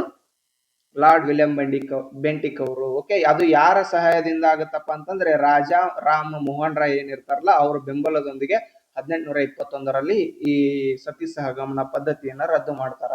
ಅದೇ ರೀತಿಯಾಗಿ 1831ರಲ್ಲಿ ದುರಾಡಳಿತ ನೆಪದಲ್ಲಿ ಮೈಸೂರನ್ನು ಕಮಿಷನರ್ ಆಳ್ವಿಕೆಗೆ ಒಳಪಡಿಸಿದಂತಹ ಗವರ್ನರ್ ಜನರಲ್ ಇವರಾಗ್ಯಾರ ನೋಡ್ರಿ. ಓಕೆ, ಇವರು ವಿಲಿಯಂ ಬೆಂಟಿಕ್ ಅವರ ಆಳ್ವಿಕೆಯಲ್ಲೇನೆ ಮೈಸೂರು ಏನಾಗತ್ತಪ್ಪ ಅಂತಂತಂದ್ರೆ ಕಮಿಷನರ್ ಆಳ್ವಿಕೆಗೆ ಒಳಪಡುತ್ತದ. ಮೈಸೂರು ಕಮಿಷನರ್ ಆಳ್ವಿಕೆಗೆ ಒಳಪಡುತ್ತದೆ. ಕಮಿಷನರ್ ಆಳ್ವಿಕೆಗೆ ಒಳಪಡುತ್ತದೆ ಒಳಪಡುತ್ತದೆ. ಓಕೆ, ದೆನ್ ನೆಕ್ಸ್ಟ್ ಮುಂದಿನ ಪ್ರಶ್ನೆಯನ್ನು ನೋಡ್ಕೊಳ್ಳೋಣ ಬನ್ನಿ. Okay, mental ability. ಈ ಕೆಳಗೆ ನೀಡಲಾದ ಆಯ್ಕೆಗಳಿಂದ ಕಾಣೆಯಾಗಿರುವ ಸಂಖ್ಯೆಯನ್ನು ಗುರುತಿಸಿರಿ ಅಂತ ಕೊಟ್ಟಿದ್ದಾರೆ. ಇಲ್ಲಿ ಏನಿಲ್ಲಿ ಐತಲ್ಲ, ಇದಕ್ಕೆ ಕಾಣೆ ಇದ್ದ ಸಂಖ್ಯೆ ಯಾವ್ದು ಅಂತ ಹೇಳಿ ಪ್ರಶ್ನೆಯನ್ನ ಕೇಳಿದ್ದಾರೆ. ಇದಕ್ಕೆ ರೈಟ್ ಆನ್ಸರ್ ಬಂದ್ಬಿಟ್ಟು 28 ನೋಡ್ರಿ, ಆಪ್ಷನ್ ಎ 28. ದೆನ್ ನೆಕ್ಸ್ಟ್, ಯಾವಾಗ ಗಡಿಯಾರದ ನಿಮಿಷದ ಮುಳ್ಳು 1 ಗಂಟೆ 30 ನಿಮಿಷ 1 ಗಂಟೆ 30 ನಿಮಿಷಗಳ ದೂರವನ್ನು ಕ್ರಮಿಸುತ್ತದೆಯೋ ಆಗ ಅದು ಕ್ರಮಿಸಿದ ಕೋಣೀಯ ದೂರ ಎಷ್ಟು ಅಂತ ಕೇಳಿದ್ದಾರೆ. ಓಕೆ, ಇದಕ್ಕೆ ಸರಿಯಾದ ಉತ್ತರ 540 ಡಿಗ್ರಿ ನೋಡ್ರಿ, 540 ಡಿಗ್ರಿ. ಓಕೆ, ದೆನ್ ನೆಕ್ಸ್ಟ್, ಈ ಕೆಳಗಿನ ಅಕ್ಷರಗಳ ಮಾಲೆಯನ್ನು ಪ್ರಶ್ನಾರ್ಥಕ ಚಿಹ್ನೆಯ ಸ್ಥಾನದಲ್ಲಿ ಬರುವ ಅಕ್ಷರಗಳನ್ನು ಗುರುತಿಸಿರಿ ಅಂತ ಕೊಟ್ಟಿದ್ದಾರೆ. ಓಕೆ, ಇಲ್ಲಿ ಸಿರೀಸ್ ಕೊಟ್ಟಿದ್ದಾರೆ CEFHIKLN ಅಂತ. ಓಕೆ, ಇದಕ್ಕೆ ಸರಿಯಾದ ಉತ್ತರ ಬಂದ್ಬಿಟ್ಟು OQ ನೋಡ್ರಿ, OQ. ಓಕೆ, ದೆನ್ ನೆಕ್ಸ್ಟ್, ಒಂದು ವೇಳೆ ಪೂರ್ವ ದಿಕ್ಕನ್ನು ಆಗ್ನೇಯ ದಿಕ್ಕಿನಿಂದ ಬದಲಾಯಿಸಿದರೆ ಪಶ್ಚಿಮ ದಿಕ್ಕನ್ನು ಈ ಕೆಳಗಿನ ಯಾವ ದಿಕ್ಕಿನಿಂದ ಬದಲಾಯಿಸಬೇಕಾಗುತ್ತದೆ? ಓಕೆ, ಇದಕ್ಕೆ ಆನ್ಸರ್ ವಾಯುವ್ಯ ನೋಡ್ರಿ, ವಾಯುವ್ಯ. ಓಕೆ, ದೆನ್ ನೆಕ್ಸ್ಟ್, ಇವೆಲ್ಲ ಮೆಂಟಾಲಿಟಿ ಪ್ರಶ್ನೆಗಳನ್ನ ಬಿಡಿಸ್ತಾ ಕೂತ್ರೆ ಜಾಸ್ತಿ ಟೈಮ್ ಆಗ್ತದ ಅಂತ ನಾನು ಡೈರೆಕ್ಟ್ GK ಪ್ರಶ್ನೆಯನ್ನ ಮಾತ್ರ ಬಿಡಿಸ್ತಿದ್ದೀನಿ. ಓಕೆ, GK ಪ್ರಶ್ನೆ ನೋಡ್ಕೊರಿ ಇಲ್ಲಿ. ಮೈಸೂರಿನ ಆರಂಭಿಕ ಒಡೆಯರ ಕಾಲದಲ್ಲಿ ಯಾರನ್ನು ನವಕೋಟಿ ನಾರಾಯಣ ಎಂದು ಕರೆಯಲಾಗುತ್ತಿತ್ತು ಅಂತ ಇಲ್ಲಿ ಪ್ರಶ್ನೆ ಕೇಳಿದ್ದಾರೆ. ಓಕೆ, ನವಕೋಟಿ ನಾರಾಯಣ ಅಂತೇಳಿ ಯಾರನ್ನ ಕರೀತಿದ್ರಪ್ಪ ಅಂತಂದ್ರೆ ಆಪ್ಷನ್ ನೋಡ್ಕೊಂಡ್ಬಿಡಂಬರಿ ಫಸ್ಟ್ ಒಂದ್ಸಲ. ದೊಡ್ಡ ದೇವರಾಜ ಒಡೆಯರ್, ಯಾರು? ದೊಡ್ಡ ದೇವರಾಜ ಒಡೆಯರ್, ಚಿಕ್ಕ ದೇವರಾಜ ಒಡೆಯರ್, ಚಾಮರಾಜ ಒಡೆಯರ್, ರಾಜ ಒಡೆಯರ್. ಓಕೆ, ಇದಕ್ಕೆ ಸರಿಯಾದ ಉತ್ತರ ಬಂದ್ಬಿಟ್ಟು ಯಾರು? ಚಿಕ್ಕ ದೇವರಾಜ ಒಡೆಯರ್ ನೋಡ್ರಿ. ಓಕೆ, ಚಿಕ್ಕ ದೇವರಾಜ ಒಡೆಯರ್ ಏನಿರ್ತಾರಲ್ಲ ಇವರಿಗೆ ನವಕೋಟಿ ನಾರಾಯಣ ಅಂತ ಹೇಳಿ ಬಿರುದಿತ್ತು ಇವರಿಗೆ. ಓಕೆ, ಈ ಚಿಕ್ಕ ದೇವರಾಜ ಒಡೆಯರ್ ಬಗ್ಗೆ ಒಂದಿಷ್ಟು ಮಾಹಿತಿಯನ್ನ ತಿಳ್ಕೊಂಡು ಬನ್ನಿ. ಓಕೆ, ಈ ಚಿಕ್ಕ ದೇವರಾಜ ಒಡೆಯರ್ ಅವರ ಕಾಲದಲ್ಲಿ ಏನಪ್ಪಾ ಅಂತಂದ್ರೆ ಅಟಾರ ಕಚೇರಿಯನ್ನ ಸ್ಥಾಪಿಸ್ತಾರೆ ಇವರು. ಓಕೆ, ನೀವು ಕರ್ನಾಟಕ ಇತಿಹಾಸವನ್ನ ಓದುವಾಗ ಇವ್ರೇನು ಮೈಸೂರಿನ ದೊರೆಗಳು ಬರ್ತಾರಲ್ಲ ಅದರೊಳಗಡೆ ನೀವು ಅಟಾರ ಕಚೇರಿಯನ್ನ ನೀವು ಕೇಳ್ಪಡ್ತೀರಿ. ಓಕೆ, ಆ ಅಟಾರ ಕಚೇರಿಯನ್ನ ಪ್ರಾರಂಭಿಸಿದ ದೊರೆ ಯಾರಪ್ಪ ಅಂತಂದ್ರೆ ಸ್ಥಾಪಿಸಿದ ದೊರೆ ಚಿಕ್ಕ ದೇವರಾಜ ಒಡೆಯರ್. ಓಕೆ, ಅಟಾರ ಕಚೇರಿ ಅಂದ್ರೆ ಏನಂದ್ರೆ 18 ಇಲಾಖೆಗಳು ಅಂದಂಗ, 18 ಇಲಾಖೆಗಳು ಅಂದಂಗ. ಓಕೆ, ದೆನ್ ನೆಕ್ಸ್ಟ್, ಅದೇ ರೀತಿಯಾಗಿ ಇವರು ಏನ್ ಮಾಡ್ತಾರ ಅಂದ್ರೆ ಕಾವೇರಿ ನದಿಗೆ ಅಡ್ಡಲಾಗಿ 2 ನಾಲೆಗಳನ್ನ ನಿರ್ಮಿಸ್ತಾರ. ಆ ನಾಲೆಗಳ ಹೆಸರು ಏನಪ್ಪಾ ಅಂತಂದ್ರೆ ಒಂದು ಚಿಕ್ಕ ದೇವರಾಜ ನಾಲೆ ಅಂತ ನಿರ್ಮಿಸ್ತಾರ, ಇನ್ನೊಂದು ಏನ್ ಮಾಡ್ತಾರ ಅಂದ್ರೆ ಈ ದೊಡ್ಡ ದೇವರಾಜ ನಾಲೆ ಅಂತ ನಿರ್ಮಿಸ್ತಾರ ನೋಡ್ರಿ. ಯಾವ ನದಿಗೆ? ಕಾವೇರಿ ನದಿಗೆ ಅಡ್ಡಲಾಗಿ 2 ನಾಲೆಗಳನ್ನ ಇವರು ಸ್ಥಾಪಿಸ್ತಾರ. ಓಕೆ, ಅದೇ ರೀತಿಯಾಗಿ ಮತ್ತೆ ಇವರು ಇನ್ನೊಂದು ಏನ್ ಸ್ಥಾಪಿಸ್ತಾರಪ್ಪ ಅಂತ ಇವೆರಡು ನಾಲೆಗಳನ್ನ ಸ್ಥಾಪಿಸಿದ್ರು. ದೆನ್ ನೆಕ್ಸ್ಟ್, ಇವ್ರು ಏನ್ ಮಾಡಪ್ಪ ಅಂತಂದ್ರೆ ಬರೀ ಆಡಳಿತ ಮಾಡುವುದಲ್ಲದೆ ಇವರು ಒಂದು ಕೃತಿಯನ್ನು ಕೂಡ ರಚಿಸಿದ್ರು. ಓಕೆ, ಆ ಕೃತಿ ಯಾವ್ದಪ್ಪ ಅಂತಂದ್ರೆ ಚಿಕ್ಕ ದೇವರಾಜ ಭಿನ್ನಪಂ ಅಂತ ನೋಡ್ರಿ, ಭಿನ್ನಪಂ ಇವರ ಕೃತಿಯಾಗಿತ್ತು. ಓಕೆ, ನೆಕ್ಸ್ಟ್ ಕ್ವಶನ್ ಬಂದರೂ ಬರಬಹುದು. ಚಿಕ್ಕ ದೇವರಾಜ ಭಿನ್ನಪಂ ಇದು ಯಾರ ಕೃತಿಯಾಗಿದೆ ಅಂತ ಪ್ರಶ್ನೆ ಬಂತಂದ್ರೆ ಚಿಕ್ಕ ದೇವರಾಜ ಒಡೆಯರ್ಗೆ ನೀವು ಟಿಕ್ ಬರ್ಬೇಕಾಗ್ತದ. ಓಕೆ, ಅದೇ ರೀತಿಯಾಗಿ ಇವ್ರು ಏನ್ ಮಾಡ್ತಾರಪ್ಪ ಅಂತಂದ್ರೆ 1687ರಲ್ಲಿ ಬೆಂಗಳೂರು ಯಾರ ವಶದಲ್ಲಿತ್ತಪ್ಪ ಅಂತಂದ್ರೆ ಔರಂಗಜೇಬನ ವಶದಲ್ಲಿತ್ತು. ಯಾವುದು? ಬೆಂಗಳೂರು. ಓಕೆ, ಈ ಬೆಂಗಳೂರು ಯಾರ ವಶದಲ್ಲಿತ್ತು? ಔರಂಗಜೇಬನ ವಶದಲ್ಲಿತ್ತು ಅಂತ ನಾವು ನೋಡ್ಬಹುದು. ಓಕೆ, ಇದು ಏನು ಈ ಬೆಂಗಳೂರನ್ನ ಏನ್ ಮಾಡ್ತಾರ್ರಿ ಔರಂಗಜೇಬನ ವಶದಲ್ಲಿತ್ತಲ್ಲ ಅದನ್ನೈತಲ್ಲ ಈ ಯಾರು ಚಿಕ್ಕ ದೇವರಾಜ ಒಡೆಯರ್ ಅದಾರಲ್ಲ ಒಟ್ಟು 3 ಲಕ್ಷ ರೂಪಾಯಿ ಕೊಟ್ಟು ಅದನ್ನ ಗೇಣಿ ಪಡಿತಾರೆ ಅವರಿಂದ. ಯಾರಿಂದ? ಔರಂಗಜೇಬನಿಂದ ಗೇಣಿ ಪಡಿತಾರೆ. ಓಕೆ, ದೆನ್ ನೆಕ್ಸ್ಟ್, ಸತಿ ಪದ್ಧತಿಯನ್ನು ರಾಜ್ಯದಲ್ಲಿ ಫಸ್ಟ್ ನಿಷೇಧಿಸಿದ ಮೈಸೂರು ಒಡೆಯರ್ ಆಗಿದ್ದಾರೆ ಇವರು. ಯಾರು? ಚಿಕ್ಕ ದೇವರಾಜ ಒಡೆಯರ್. ಓಕೆ, ಇಷ್ಟು ಇವರಿಗೆ ಸಂಬಂಧಪಟ್ಟಂತಹ ಮಾಹಿತಿ. ದೆನ್ ನೆಕ್ಸ್ಟ್, ಕೆಳದಿ ರಾಜವಂಶದಲ್ಲಿನ ವೀರ ಮಹಿಳೆ ಯಾರು ಅಂತ ಇಲ್ಲಿ ಪ್ರಶ್ನೆಯನ್ನ ಕೇಳಿದ್ದಾರೆ. Okay, Keladi ರಾಜವಂಶದಲ್ಲಿ option ನೋಡ್ಕೊರಿ: Veerammaji, ಮಲ್ಲಮ್ಮಾಜಿ, Chennammaji, Onake Obavva. Okay, ಇದಕ್ಕೆ ಸರಿಯಾದ ಉತ್ತರ ಬಂದ್ಬಿಟ್ಟು ಕೆಳದಿ ಚೆನ್ನಮ್ಮ ಅಂತ ಕರಿತೀವಲ್ರಿ ನಾವು, ಒಬ್ಬರೇ ನೋಡ್ರಿ. ಕೆಳದಿ ಚೆನ್ನಮ್ಮಾಜಿ. ಚೆನ್ನಮ್ಮಾಜಿ ಬಹಳ ಜನ ಬರ್ತಾರ್ರಿ. ಆ ಎಲ್ಲಾ ಚೆನ್ನಮ್ಮಾಜಿ ಬಗ್ಗೆ ನಾವ್ ಒಂದ್ ಸ್ವಲ್ಪ ಇಲ್ಲಿ ಮಾಹಿತಿಯನ್ನ ತಿಳ್ಕೊಂಡ್ಬಿಡೋಣ ಬರ್ರಿ. ಇಲ್ಲಿ ಬೇಡ, ಇಲ್ಲಿ ಅಷ್ಟು ಸ್ಪೇಸ್ ಇಲ್ಲ. ಓಕೆ, ಸ್ವಲ್ಪ ಸ್ಪೇಸ್ ಬೇಕದಕ್ಕ. ಓಕೆ, ಇಲ್ಲಿ ಸ್ಪೇಸ್ ನೋಡ್ಕೊರಿ. ಈ ಎಲ್ಲ ಚೆನ್ನಮ್ಮಾಜಿಗಳ ಬಗ್ಗೆ ಒಂದ್ ಸ್ವಲ್ಪ ಮಾಹಿತಿಯನ್ನ ತಿಳ್ಕೊಳ್ಳೋಣ. ಫಸ್ಟ್ ಕೆಳದಿ ರಾಣಿ ಚೆನ್ನಮ್ಮಾಜಿ. ಓಕೆ, ಈ ಕೆಳದಿ ಚೆನ್ನಮ್ಮಾಜಿ ಬಗ್ಗೆ ಒಂದಿಷ್ಟು ಮಾಹಿತಿ ತಿಳ್ಕೊರಿ. ಇಲ್ಲಿ ಕೆಳದಿ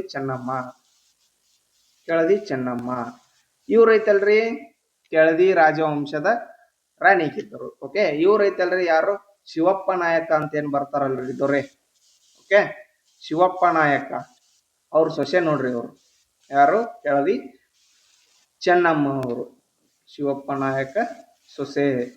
ಓಕೆ ಓಕೆ, ಇವ್ರು ಏನ್ ಮಾಡ್ತಾರಪ್ಪ ಅಂತಂತಂದ್ರೆ, ಶಿವಾಜಿಯ ಎರಡನೇ ಮಗ ರಾಜಾರಾಮ ಏನಿರ್ತಾನಲ್ರಿ, ಅವರಿಗೆ ಆಶ್ರಯ ನೀಡಿರ್ತಾರೆ. ಯಾರು, ಕೆಳದಿ ಚೆನ್ನಮ್ಮ ಏನ್ ಮಾಡ್ತಾರ, ಎರಡನೇ ರಾಜಾರಾಮ, ಯಾರು, ಶಿವಾಜಿ ಮಗ ರೀ ಇವ, ಎರಡನೇ ರಾಜಾರಾಮ. ಓಕೆ, ಇವನಿಗೆ ಆಶ್ರಯ ನೀಡಿರ್ತಾರ. ಆಶ್ರಯ ನೀಡಿದ್ದಾಗ ಆಗ ಔರಂಗಜೇಬನ ಸೈನ್ಯ ಏನ್ ಮಾಡ್ತದೆ, ಈಕೆ ಮೇಲೆ ದಾಳಿ ಮಾಡ್ಲಿಕ್ಕೆ ಬರ್ತದ, ಅವನ ವಶಪಡಿಸ್ಕೊಳ್ಳಕ್ಕೆ. ಆಗ ಏನ್ ಮಾಡ್ತಾರೆ ಇವರು, ಔರಂಗಜೇಬನ ಸೈನ್ಯವನ್ನ ಹಿಮ್ಮೆಟ್ಟಿಸ್ತಾರ ನೋಡ್ರಿ. ಯಾರು, ಕೆಳದಿ ಚೆನ್ನಮ್ಮಾಜಿ ಅವರು. ಓಕೆ, ನೆಕ್ಸ್ಟ್ ಅದೇ ರೀತಿಯಾಗಿ ಇಲ್ಲಿ ಆಪ್ಷನ್ ಒಳಗಡೆ ಒನಕೆ ಓಬವ್ವ ಇತ್ತು. ಒನಕೆ ಓಬವ್ವ ನಿಮ್ಗೆ ಗೊತ್ತು, ಚಿತ್ರದುರ್ಗ ಕೋಟೆ ಒಳಗಡೆ ಆಕಿ ಅವರ ಹಸ್ಬೆಂಡ್ ಏನ್ ಮಾಡ್ತಾರ, ಕೆಲಸ ಮಾಡ್ತಿರ್ತಾರ. ಓಕೆ, ಆ ಟೈಮ್ ಒಳಗಡೆ ಹೈದರಾಲಿ ಸೈನ್ಯ ಚಿತ್ರದುರ್ಗ ಕೋಟೆಗೆ ನುಗ್ಗಿದಾಗ ಇವರು ಒನಕೆಯಿಂದ ಸಾಕಷ್ಟು ಸೈನಿಕರನ್ನ ಸೆದೆ ಬಿಡದಿರ್ತಾರ. ಅದ್ರ ಬಗ್ಗೆ ನೀವು ಆಲ್ರೆಡಿ ತಿಳ್ಕೊಂಡಿರ್ತೀರಿ. ನೆಕ್ಸ್ಟ್ ಅದೇ ರೀತಿಯಾಗಿ Kittur Rani Chennamma. Okay, Kittur Rani Chennamma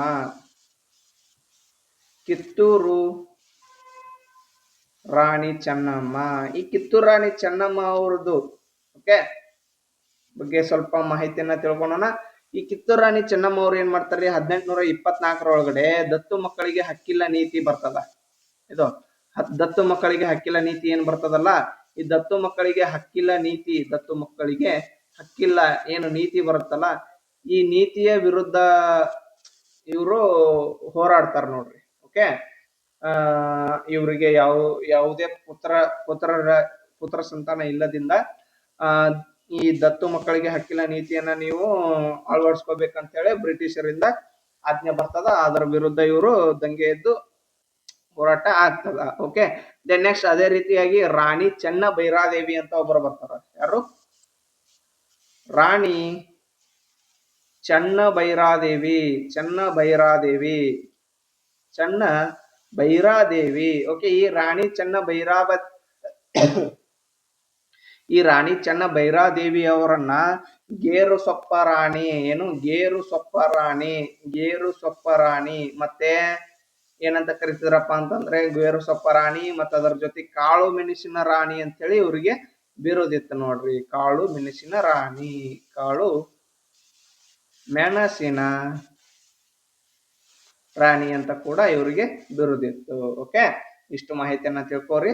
okay, next ಮುಂದಿನ ಪ್ರಶ್ನೆ ನೋಡ್ಕೊಳ್ಳೋಣ ಬನ್ನಿಲಿ. ಓಕೆ, ಕನ್ನಡದ ಮೊದಲ ಶಾಸನ ಯಾವುದಾಗಿದೆ ಅಂತ ಇಲ್ಲಿ ಪ್ರಶ್ನೆಯನ್ನ ಕೇಳಿದ್ದಾರೆ. ಓಕೆ, ಕನ್ನಡದ ಮೊದಲ ಶಾಸನ ಯಾವುದಾಗಿದೆ?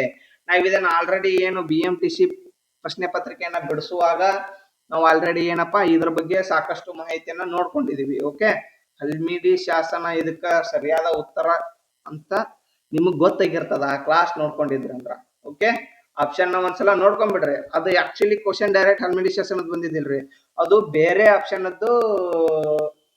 ಪ್ರಶ್ನೆ ಬಂದಿತ್ತು. ಓಕೆ, ಅದ್ರೊಳಗಡೆ ಆಪ್ಷನ್ ಒಳಗಡೆ ಈಗ ಇಲ್ಲಿ ಐಹೊಳೆ ಶಾಸನ, ಮಸ್ಕಿ ಶಾಸನ, ಬೇಲೂರು ಶಾಸನ ಇತ್ತಲ್ಲ, ಈ ಜಾಗದಲ್ಲಿ ಹಲ್ಮಿಡಿ ಶಾಸನ ಇತ್ತು. ಓಕೆ, ನೀವು ಇನ್ನೊಂದು ಏನಪ್ಪಾ ಅಂದ್ರೆ ಇಂಪಾರ್ಟೆಂಟ್ ಪಾಯಿಂಟ್, ಫಾರ್ ಎಕ್ಸಾಂಪಲ್ ಈಗ ಇಲ್ಲಿ ಮೇಲೆ ಇದನ್ನ ಪ್ರಶ್ನೆ ಬಿಡಿಸಿದ್ರಲ್ಲ, ಕೆಳದಿ ರಾಜವಂಶದಲ್ಲಿನ ವೀರ ಮಹಿಳೆ ಯಾರು ಅಂತೇಳಿ, ಅದಕ್ಕ ಚೆನ್ನಮ್ಮಾಜಿ ಅಂತೇಳಿ ಇದಕ್ಕ ರೈಟ್ ಆನ್ಸರ್ ಹೊಡೆದು ಮುಂದೆ ಹೋಗ್ಬಾರ್ದು ಒಟ್ಟ. ಓಕೆ, ಇಲ್ಲಿ 4 ಆಪ್ಷನ್ ಇರ್ತಾವ, ಇವ್ರ ಬಗ್ಗೆ ನಾವು ಸ್ವಲ್ಪ ತಿಳ್ಕೊಬೇಕಾಗ್ತದ.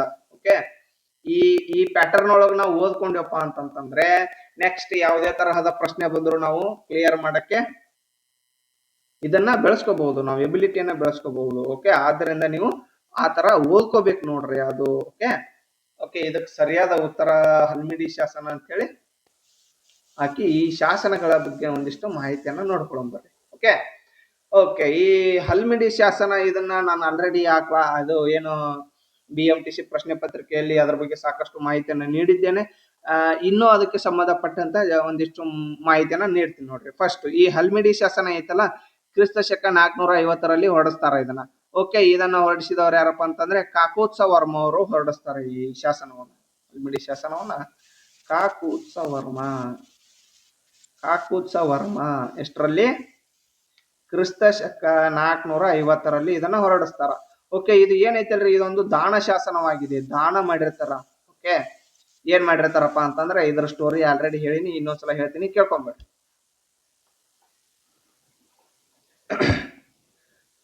ಆಕ್ಚುಲಿ ಏನು ಪಲ್ಲವರು ಮತ್ತು ಕೇಕೆಯರು ಇರ್ತಾರಲ್ರಿ, ಆ ಪಲ್ಲವರು ಮತ್ತು ಕೇಕೆಯ ರಾಜರನ್ನ ಯಾರು ಒಬ್ಬ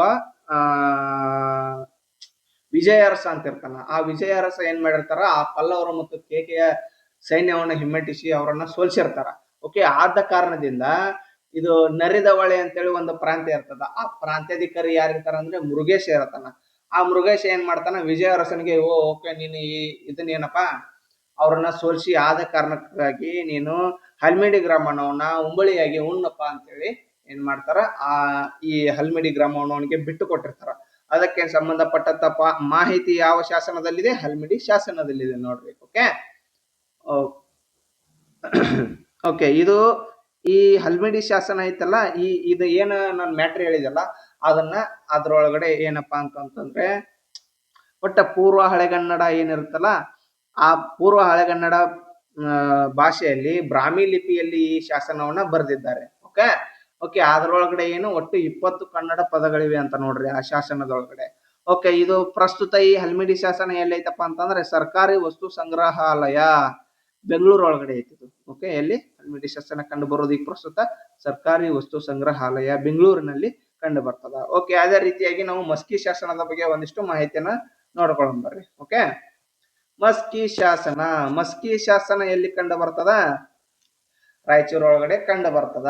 ಓಕೆ, ಈ ರಾಯಚೂರು ಒಳಗಡೆ ಈ ಮಸ್ಕಿ ಶಾಸನದಲ್ಲಿ ಅಶೋಕನನ್ನ ಏನಂತ ಕರೀತಾರ್ರಿ? ಅಶೋಕನನ್ನು ದೇವನಾಮ ಪ್ರಿಯದರ್ಶಿ ಅಂತ ಹೇಳಿ ಕರೀತಾರ ನೋಡ್ರಿ. ಏನು? ದೇವನಾಮ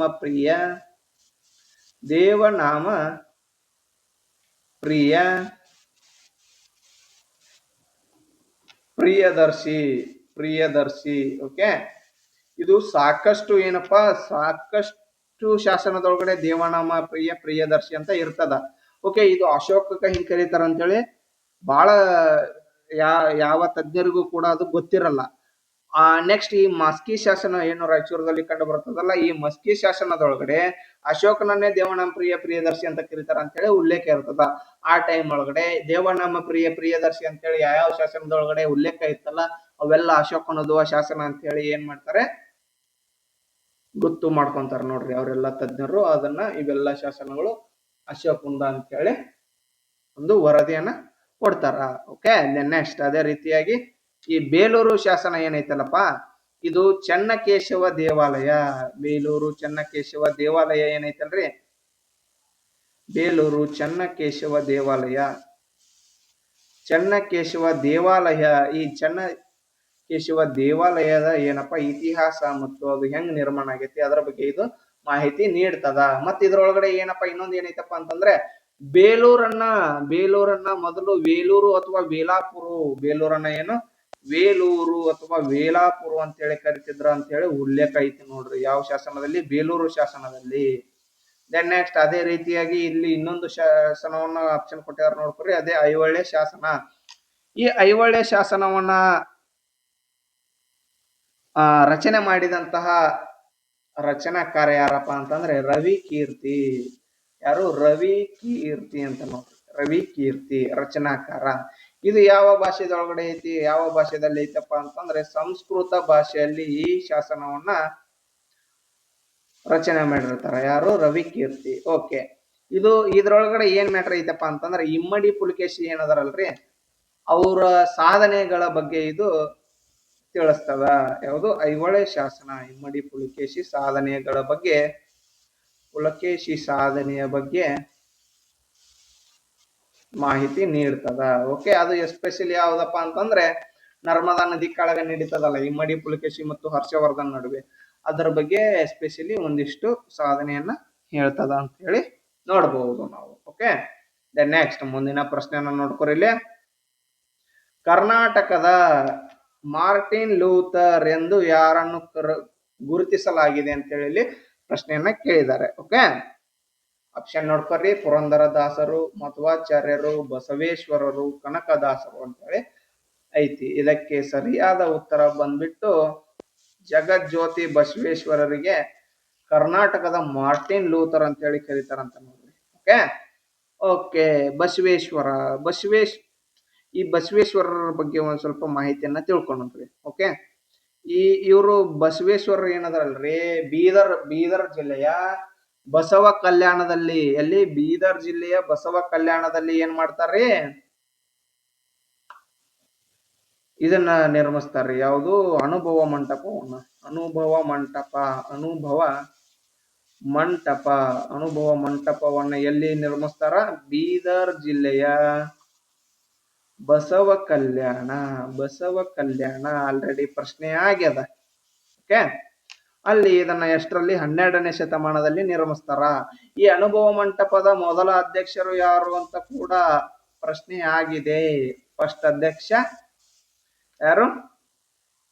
ಅಲ್ಲಮ ಪ್ರಭು. ಓಕೆ, ಅಲ್ಲಮ ಪ್ರಭು ಅವರು ಈ ಅನುಭವ ಮಂಟಪದ ಮೊದಲ ಅಧ್ಯಕ್ಷರಾಗಿದ್ದರು ಅಂತ ಕೂಡ ಪ್ರಶ್ನೆ ಆಗಿದೆ. ಓಕೆ, ಬಸವೇಶ್ವರರು ಮಂಡಿಸಿದಂತಹ ಸಿದ್ಧಾಂತ ಯಾವ್ದಂತೇಳಿ ಪ್ರಶ್ನೆ ಆಗದ.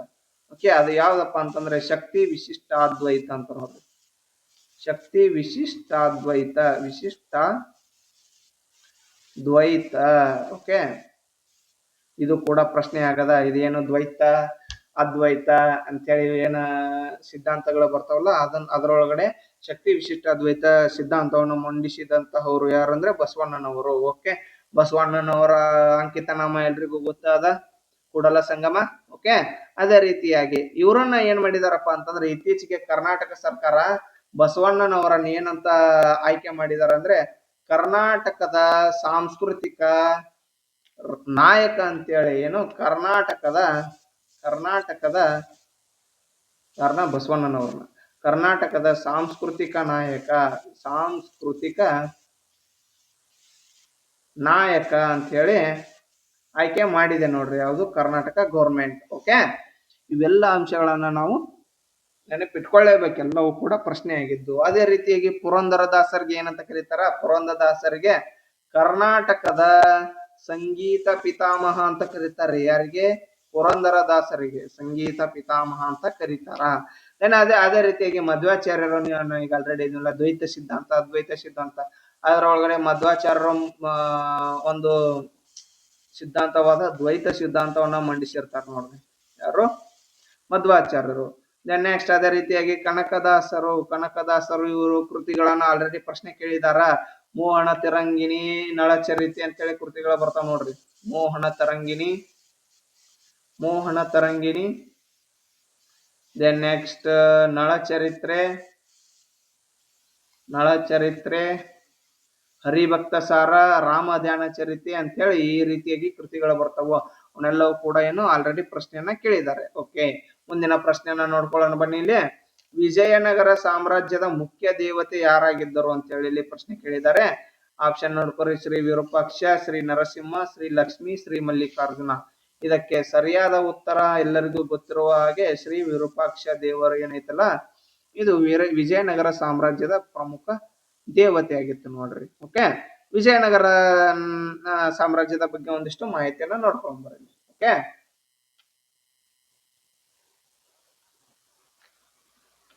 ಓಕೆ, ಈ ವಿಜಯನಗರದ ಸಾಮ್ರಾಜ್ಯದ ರಾಜಧಾನಿಗಳು ಯಾವ್ಯಾವ ಅಂತ ನೋಡ್ಕೊರಿ.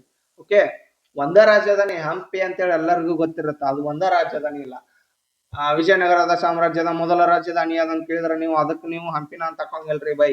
ಓಕೆ, ಫಸ್ಟ್ ಆಗಿದ್ದೆ ಯಾವ್ದಂದ್ರೆ ಆನೆಗುಂದಿ ನೋಡ್ರಿ. ವಿಜಯನಗರ ಸಾಮ್ರಾಜ್ಯದ ಮೊದಲ ರಾಜಧಾನಿ ಆನೆಗುಂದಿ. ನೆಕ್ಸ್ಟ್ ಹಂಪಿ ಆಗ್ತದ. ನೆಕ್ಸ್ಟ್ ಏನಾಗ್ತದ? ಪೇನುಗೊಂಡ, ಸಾರಿ ಹಂಪಿ ಆದ ಕೂಡನೆ ಪೇನುಗೊಂಡ ಆಗ್ತದ. ಪೇನುಗೊಂಡ ಆಗ್ತದ. ಅದಾದ್ಮೇಲೆ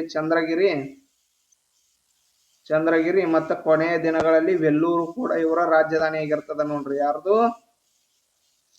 ವಿಜಯನಗರ ಸಾಮ್ರಾಜ್ಯದವರ ರಾಜಧಾನಿಗಳು ರೀ ಇವು. ರಾಜಧಾನಿ ಯಾವುದು? First Anegundi, next Hampi, Penukonda, Chandragiri, Vellore. ಎಲ್ಲರಿಗೂ ಹಂಪಿ ಒಂದ ಗೊತ್ತಿರ್ತದ, ಅದು ಒಂದ ಇವ್ರದ್ದು ರಾಜಧಾನಿ ಅಂತ ಒಟ್ಟ ತಿಳ್ಕೊಬೇಡ್ರಿ. ಓಕೆ, ಇವನ್ನೆಲ್ಲವೂ ಕೂಡ ತಿಳ್ಕೊಬೇಕಾಗ್ತದ. ಈಗ ಕಿ ಇದವರು ನಡೆಸುವಂತ ಟ್ರೆಂಡ್ ತಕ್ಕಂಗ ನೀವು ಓದ್ಬೇಕಾಗತ್ತ. ಓಕೆ, ಅದೇ ರೀತಿಯಾಗಿ ವಿಜಯನಗರ ಸಾಮ್ರಾಜ್ಯದ ಲಾಂಛನ ಯಾವುದಂತ ನೋಡ್ಕೊರಿ. ಇಲ್ಲಿ ಲಾಂಛನ ಯಾವ್ದಪ್ಪ ಅಂತಂತಂದ್ರೆ ಬಲಮುಖ ವರಹ ನೋಡ್ರಿ.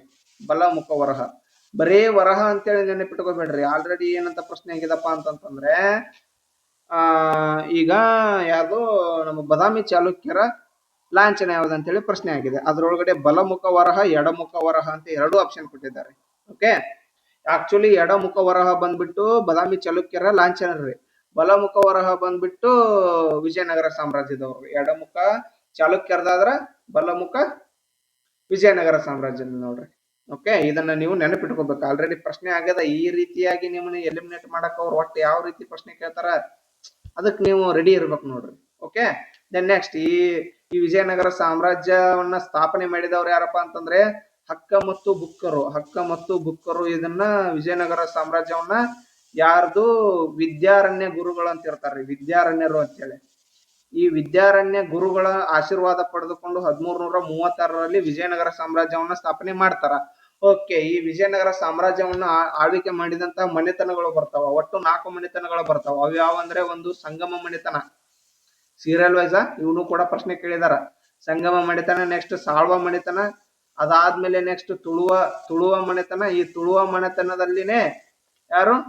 ಕೃಷ್ಣ ದೇವರಾಯ ಬರ್ತಾರಲ್ಲ, ಆ ಪ್ರಮುಖ ದೊರೆ ತುಳುವ ಮನೆತನದ ನಾಯಕ ನೋಡ್ರಿ ಅವರು. Okay, then next last Aravidu ಮನೆತನ. ಅರವೀಡು ಮನೆತನ. ಇವೇನ್ 4 ಅದಾವಲ್ಲ, ಈ 4 ಪ್ರಮುಖ ಮನೆತನಗಳು ವಿಜಯನಗರ ಸಾಮ್ರಾಜ್ಯವನ್ನ ಆಳ್ವಿಕೆ ಮಾಡ್ತಾವ. ಓಕೆ, ದೆನ್ ನೆಕ್ಸ್ಟ್ ಮುಂದಿನ ಪ್ರಶ್ನೆ. Mental ability. ಒಬ್ಬ ಮಾವಿನ ಹಣ್ಣಿನ ವ್ಯಾಪಾರಿಯ ಬಳಿ 171 ಮಾವಿನ ಹಣ್ಣುಗಳಿದ್ದವು. ಅವುಗಳಲ್ಲಿ 8/9 ಮಾರಿದನು. ಅವನ ಬಳಿ ಈಗ ಎಷ್ಟು ಹಣ್ಣುಗಳು ಉಳಿದಿವೆ ಅಂತ ಹೇಳಿ ಪ್ರಶ್ನೆಯನ್ನ ಕೇಳಿದ್ದಾರೆ. ಓಕೆ, ಇದಕ್ಕೆ ಸರಿಯಾದ ಉತ್ತರ 19 ಅಂತ ನೋಡ್ರಿ. ಓಕೆ, ನೆಕ್ಸ್ಟ್ ಮುಂದಿನ ಪ್ರಶ್ನೆ ನೋಡ್ಕೊಳ್ಳ ಬನ್ನಿ. ಓಕೆ, ಜಾಗತಿಕ ತಾಪಮಾನದಲ್ಲಿ ಪಾತ್ರ ವಹಿಸುವ ಇಂಗಾಲದ ಡೈಆಕ್ಸೈಡ್ ನಂತಹ ಅನಿಲಗಳನ್ನು ಡ್ಯಾಶ್ ಎಂದು ಕರೆಯಲಾಗುತ್ತದೆ. ಆಪ್ಷನ್ ನೋಡ್ಕೋರಿ. ಹಸಿರುಮನೆ ಅನಿಲಗಳು, ಉದಾತ್ತ ಅನಿಲಗಳು, ಓಝೋನ್ ಸವಕಳಿ ವಸ್ತುಗಳು, ಉಷ್ಣ ಹೊರಸೂಸುವ ಅನಿಲಗಳು ಅಂತ ಇಲ್ಲಿ ಆಪ್ಷನ್ ಅನ್ನ ಕೊಟ್ಟಿದ್ದಾರೆ. ಇದಕ್ಕೆ ಸರಿಯಾದ ಉತ್ತರ ಹಸಿರುಮನೆ ಅನಿಲಗಳು ನೋಡ್ರಿ. ಓಕೆ, ಜಾಗತಿಕ ತಾಪಮಾನದಲ್ಲಿ ಪಾತ್ರ ವಹಿಸುವ ಇಂಗಾಲದ ಡೈಆಕ್ಸೈಡ್ ನಂತಹವು. ಮತ್ತೆ ಇಂಗಾಲದ ಡೈಆಕ್ಸೈಡ್ ಬಿಟ್ಟು ಇನ್ನೂ ಪ್ರಮುಖ ಇವು ಬರ್ತಾವ್ರಿ. ಏನು? Green house gases. ಅವು ಯಾವ್ಯಾವಪ್ಪ ಅಂತೇಳಿ ನೋಡ್ಕೋರಿ. ಒಂದು ಕಾರ್ಬನ್ ಡೈಆಕ್ಸೈಡ್, ಇಂಗಾಲದ ಡೈಆಕ್ಸೈಡ್ ಆತ. ಓಕೆ, ದೆನ್ ನೆಕ್ಸ್ಟ್ ಅದೇ ರೀತಿಯಾಗಿ ನೀರಾವಿ ಬರುತ್ತ್ರಿ. ಈ ನೀರಾವಿ ಕೂಡ ಏನ್ ಮಾಡ್ತದ? ಜಾಗತಿಕ ತಾಪಮಾನವನ್ನ ಹಿಡಿದಿಟ್ಟುಕೊಳ್ತದ. ಓಕೆ, ಅದನ್ನ ಹಿಡಿದಿಟ್ಟುಕೊಳ್ಳೋದ್ರಿಂದ ಏನಾಗ್ತದ? ನಮ್ಮ ಸುತ್ತಮುತ್ತಲಿನ ಪರಿಸರದಲ್ಲಿ ತಾಪಮಾನ ಏರಿಕೆಯಾಗಿ ಸಾಕಷ್ಟು ಪ್ರಮಾಣದ ಪರಿಣಾಮಗಳು ಉಂಟಾಗ್ತಾವ ಭೂಮಿಯ ಮೇಲೆ. ಓಕೆ, ಅದರ ಜೊತೆ ನೀರಾವಿ ಜೊತೆ ಮತ್ತೆ ಯಾವ್ದಾವ್ದು ಐತಪ್ಪ ಅಂತಂದ್ರೆ ನೈಟ್ರಸ್ ಆಕ್ಸೈಡ್ ಅಂತ ಬರುತ್ತೆ. ಅದನ್ನ N2O ಅಂತ ಫಾರ್ಮುಲಾ ಬರುತ್ತಾ. ಓಕೆ, ಇದು ಒಂದು ಕೂಡ ಏನು ಗ್ರೀನ್ ಹೌಸ್ ಗ್ಯಾಸ್. ಅದರ ಜೊತೆ ಮೀಥೇನ್ ಅಂತಂದ್ರೆ CH4 ಇದರದ ಫಾರ್ಮುಲಾ CH4. ಇದು ಕೂಡ ಒಂದು greenhouse gases. Then next ಅದೇ ರೀತಿಯಾಗಿ ಹೈಡ್ರೋಫ್ಲೋರೋ ಕಾರ್ಬನ್ಸ್ ಬರ್ತಾವ್. Then next CFC chlorofluorocarbons ಬರ್ತಾವ್. ಅದೇ ರೀತಿಯಾಗಿ ಓಝೋನ್ ಕೂಡ ಒಂದು. ಓಕೆ, ಇದರೊಳಗಡೆ ಒಂದು ಸ್ವಲ್ಪ ಇನ್ ಡೆಪ್ತ್ ಆಗಿ ಪ್ರಶ್ನೆಯನ್ನ ಕೇಳಿದಾರೆ ನೋಡ್ರಿ. ಓಕೆ, ಅತಿ ಹೆಚ್ಚಾಗಿ ಏನೋ ಜಾಗತಿಕ ತಾಪಮಾನ ಏರಿಕೆಗೆ ಕಾರಣವಾಗುವಂತಹ ಗ್ರೀನ್ ಹೌಸ್ ಗ್ಯಾಸ್ ಯಾವುದು ಅಂತ ಕೂಡ ಪ್ರಶ್ನೆಯನ್ನ ಕೇಳಿದಾರ. ಮತ್ತು ಅದನ್ನು ಹೊಂದಿಸಿ ಬರೀರಿ ಅಂತದ್ರೊಳಗಡೆನು ಕೇಳಿದಾರ. ಫಸ್ಟ್ ಆಕ್ಚುಲಿ ಹೈಯೆಸ್ಟ್ ಎಫೆಕ್ಟ್ ಆಗುವಂಥದ್ದು ಯಾವ್ದಪ್ಪ ಅಂತಂದ್ರೆ ವಾಟರ್ ವೇಪರ್. ಏನ್ ನೀರಾವಿ ಐತಲ್ಲ, ಇದು ಫಸ್ಟ್ ಜಾಸ್ತಿ ಹೈ ಲೆವೆಲ್ಗೆ ಪರಿಣಾಮ ಬೀರ್ತದ ಅಂತ. ಅದಾದ್ಮೇಲೆ ಸೆಕೆಂಡು ಕಾರ್ಬನ್ ಡೈಆಕ್ಸೈಡ್ ರೀ.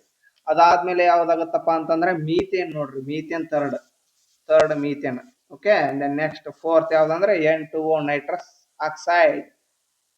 ಓಕೆ, ಈ ರೀತಿಯಾಗಿ ಕೂಡ ಪ್ರಶ್ನೆನ ಕೇಳಿದಾರ. ನೀವು ಒಂದೇ ಆಂಗಲ್ ಒಳಗಡೆ ಥಿಂಕ್ ಮಾಡಬೇಡ್ರಿ, ತರಹದ ಆಂಗಲ್ ಒಳಗಡೆ ಥಿಂಕ್ ಮಾಡಿದ್ರ ನಾವು ಈ ಕಾಂಪಿಟೇಟಿವ್ ಫೀಲ್ಡ್ ಒಳಗಡೆ ಸಕ್ಸಸ್ ಪಡೆಯೋದಂತ ಹೇಳ್ಬೋದು. ಓಕೆ, ನೆಕ್ಸ್ಟ್ ಮುಂದಿನ ಪ್ರಶ್ನೆ, ಭೂಕಂಪ ಸುನಾಮಿಯಿಂದ ಉಂಟಾದ ಪರಮಾಣು ಅಪಘಾತವು ಡ್ಯಾಶ್ ರಲ್ಲಿ ಸಂಭವಿಸಿತು ಅಂತ ಕೇಳಿದಾರ. ಓಕೆ, ಭೂಕಂಪ ಅಥವಾ ಸುನಾಮಿ ಅಂತಂತಂದ್ರೆ ನಿಮ್ಗೆ ಆಲ್ಮೋಸ್ಟ್ ಅಲ್ಲಿ ಗೊತ್ತಾಗ್ತದೆ. ಜಾಸ್ತಿ ಸುನಾಮಿ ಆಗೋದು ಎಲ್ಲಿ? ಜಪಾನ್ ಅಪ್ಪ ಅಂತಂತಂದ್ರೆ ಇಲ್ಲಿ ಆಪ್ಷನ್ ನೋಡ್ಕೊರಿ, Fukushima, Bhopal, Plymouth, Chernobyl. Okay, ಇದಕ್ಕೆ ಸರಿಯಾದ ಉತ್ತರ ಬಂದ್ಬಿಟ್ಟು ಫುಕುಶಿಮಾ. ಓಕೆ, ಅಲ್ಲಿ ಏನಾಗ್ತದಪ್ಪ ಅಂತಂತಂದ್ರೆ 2011 ಸುನಾಮಿ ಆಗ್ತದೆ ಜಪಾನ್ ಒಳಗಡೆ. ಆಗ ಫುಕುಶಿಮಾದಲ್ಲಿ ಒಂದು ಅಣುಸ್ಥಾವರ ಇರ್ತದ, ಪರಮಾಣು ಅಪಘಾತ ಅಂತ ಐತಲ್ರಿ, ಅಲ್ಲಿ ಒಂದು ಅಣುಸ್ಥಾವರ ಇರ್ತದ. ಆ ಸುನಾಮಿಯಿಂದ ಏನಾಗ್ತದ, ಆ ಅಣುಸ್ಥಾವರಕ್ಕಾಗಿ ಹಾನಿ ಉಂಟಾಗ್ತದ. ಆ ಪ್ರಶ್ನೆಯನ್ನು ಕೂಡ ಇಲ್ಲಿ ಕೇಳಿದಾರ, ನೋಡ್ಕೋಬಹುದು ಇದನ್ನ. ಓಕೆ, ನೆಕ್ಸ್ಟ್ ಜಿಕೆ ಒಳಗಡೆ ಬರ್ತದ್ರಿ, ಇದು ಕರೆಂಟ್ ಅಫೇರ್ಸ್ ಅಂತ ಅಲ್ಲ. ಓಕೆ, 2011 ಅಂದದ್ದು ಆಕ್ಚುಲಿ. ಮುಂದಿನ ಪ್ರಶ್ನೆ ನೋಡ್ಕೊರಿ, ಇಲ್ಲಿ ಮಣ್ಣಿನ ಅಡುಗೆ ತ್ಯಾಜ್ಯವನ್ನು ನಿರ್ವಹಿಸುವ ಅತ್ಯುತ್ತಮ ಮಾರ್ಗವೆಂದರೆ ಅಂತ ಕೇಳಿದಾರೆ. ಓಕೆ, ಅತ್ಯುತ್ತಮ ಮಾರ್ಗವೆಂದರೆ ಹೊಂಡದಲ್ಲಿ ತುಂಬಿಸುವುದು, ತೆರೆದ ಸುಡುವಿಕೆ, ಮಿಶ್ರ ಗೊಬ್ಬರ, ಭಸ್ಮೀಕರಣ. ಓಕೆ, ಈ ರೀತಿಯಾಗಿ ಆಪ್ಷನ್ ಕೊಟ್ಟಿದ್ದಾರೆ. ಇದಕ್ಕೆ ಸರಿಯಾದ ಉತ್ತರ ಯಾವುದಂದ್ರೆ ಮಿಶ್ರ ಗೊಬ್ಬರ. ಮಿಶ್ರ ಗೊಬ್ಬರ. ಓಕೆ, ಫಸ್ಟ್ ಈ ಮಿಶ್ರ ಗೊಬ್ಬರ ಇದು ಏನೈತಲ್ಲಪ್ಪ ಅಂತಂತಂದ್ರೆ, ಈ ಮನೆ ಒಳಗಡೆ ಈಗ ಅಡಿಗೆ ಮಾಡಿ ಕ್ಯಾಸ ನೀವು ಫಾರ್ ಎಕ್ಸಾಂಪಲ್ ಈಗ ಒಂದೇನೋ ಹಣ್ಣು ಎತ್ಬೇಕಂತಂದ್ರೆ ಅದರದ್ದು ಸಿಪ್ಪಿ ಎಲ್ಲ ತೆಗಿತಾರಲ್ರಿ, ಅದನ್ನ ತೆಗೆದು ಏನ್ ಮಾಡ್ಬೇಕಂತ ಹೇಳಿದಾರ ಅವರು, ಮಿಶ್ರ ಗೊಬ್ಬರ ತಯಾರಾಗ್ತದ. ಅದು ಯಾವ ರೀತಿಯಾಗಿ ಮಾಡ್ಬೇಕಂತ ಹೇಳಿ ಹೇಳ್ತೀನಿ ನೋಡ್ರಿ. ಇಲ್ಲಿ ಫಸ್ಟ್ ಇದಕ್ಕೆ ಏನಂತಾರ ಅಂದ್ರೆ ಟ್ರೆಂಚ್ ಕಾಂಪೋಸ್ಟಿಂಗ್ ಅಂತಾರ. ಟ್ರೆಂಚ್ ಕಾಂಪೋಸ್ಟಿಂಗ್ ಅಥವಾ ಪೀಟ್ ಕಾಂಪೋಸ್ಟಿಂಗ್ ಅಂತಾರೆ. ಏನು, ಟ್ರೆಂಚ್ ಆರ್ ಪೀಟ್ ಕಾಂಪೋಸ್ಟಿಂಗ್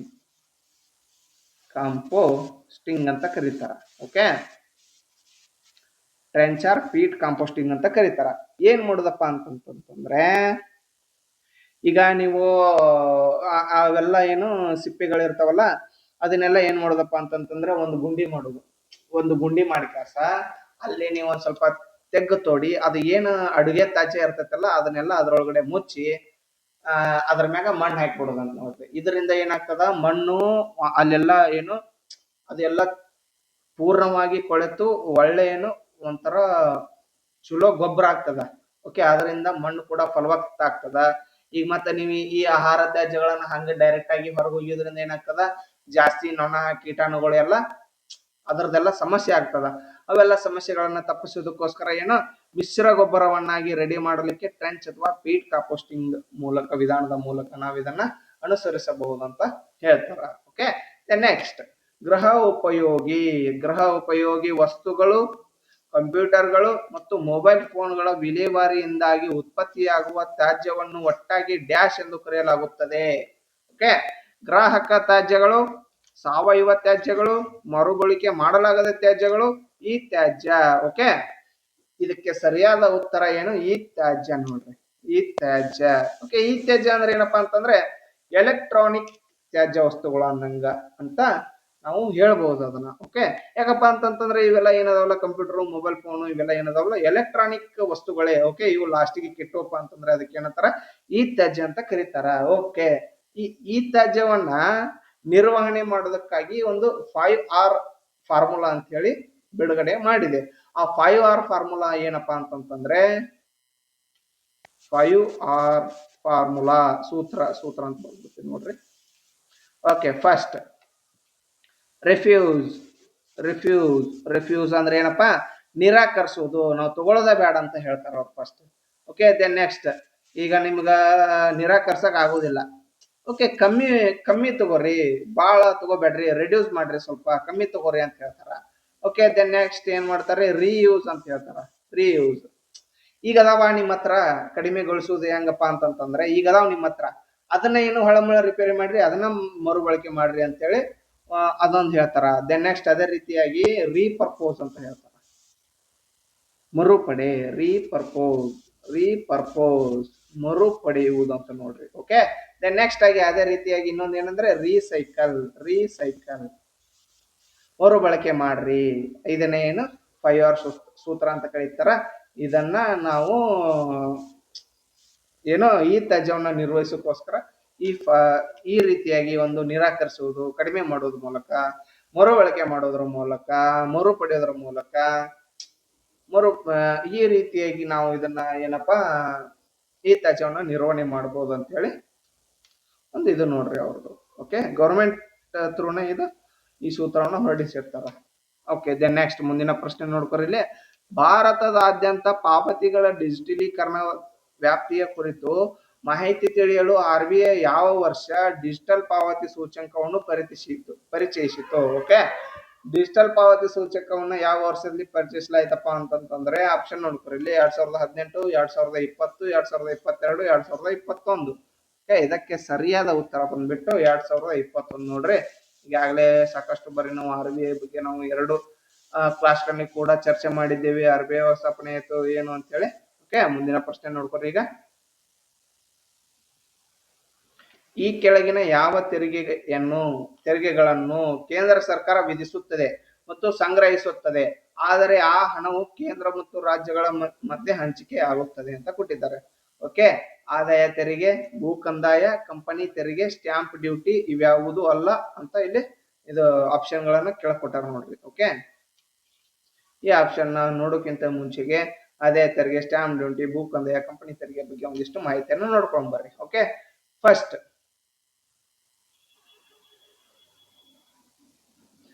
ಆದಾಯ ತೆರಿಗೆ ಏನೈತಲ್ರಿ, ಇದನ್ನ ಆಕ್ಚುಲಿ ಕೇಂದ್ರ ಸರ್ಕಾರದವರು ವಿಧಿಸ್ತಾರ. ಏನು ಆದಾಯ ತೆರಿಗೆಯನ್ನ ಏನ್ ಮಾಡ್ತಾರೆ, ಕೇಂದ್ರ ಸರ್ಕಾರದವರೇ ವಿಧಿಸ್ತಾರ ಮತ್ತ ಅದನ್ನ ಸಂಗ್ರಹಿಸ್ತಾರ.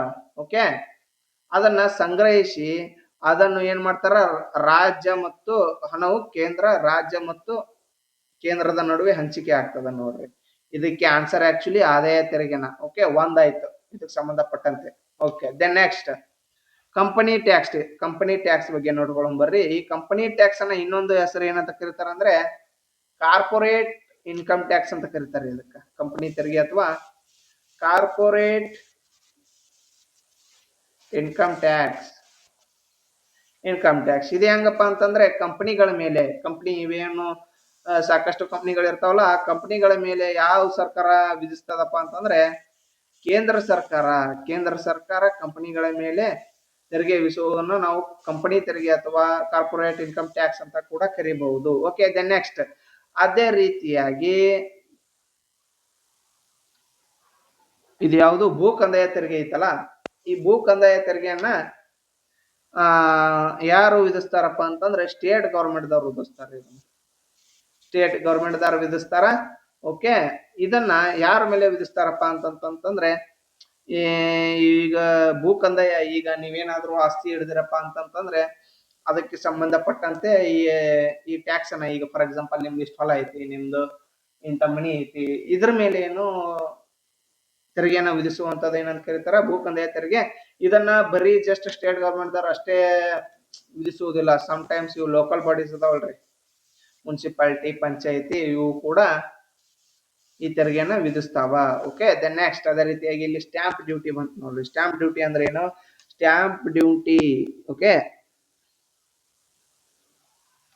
ಓಕೆ, ಈಗ ಸ್ಟ್ಯಾಂಪ್ ಡ್ಯೂಟಿ ಇದನ್ನ ಐತಲ್ರಿ, ಇದನ್ನ ಮುದ್ರಾಂಕ ಶುಲ್ಕವನ್ನ ವಿಧಿಸೋರು ಯಾರು ಅಂದ್ರೆ ಬೋತ್ ಸೆಂಟ್ರಲ್ ಮತ್ತು ಸ್ಟೇಟ್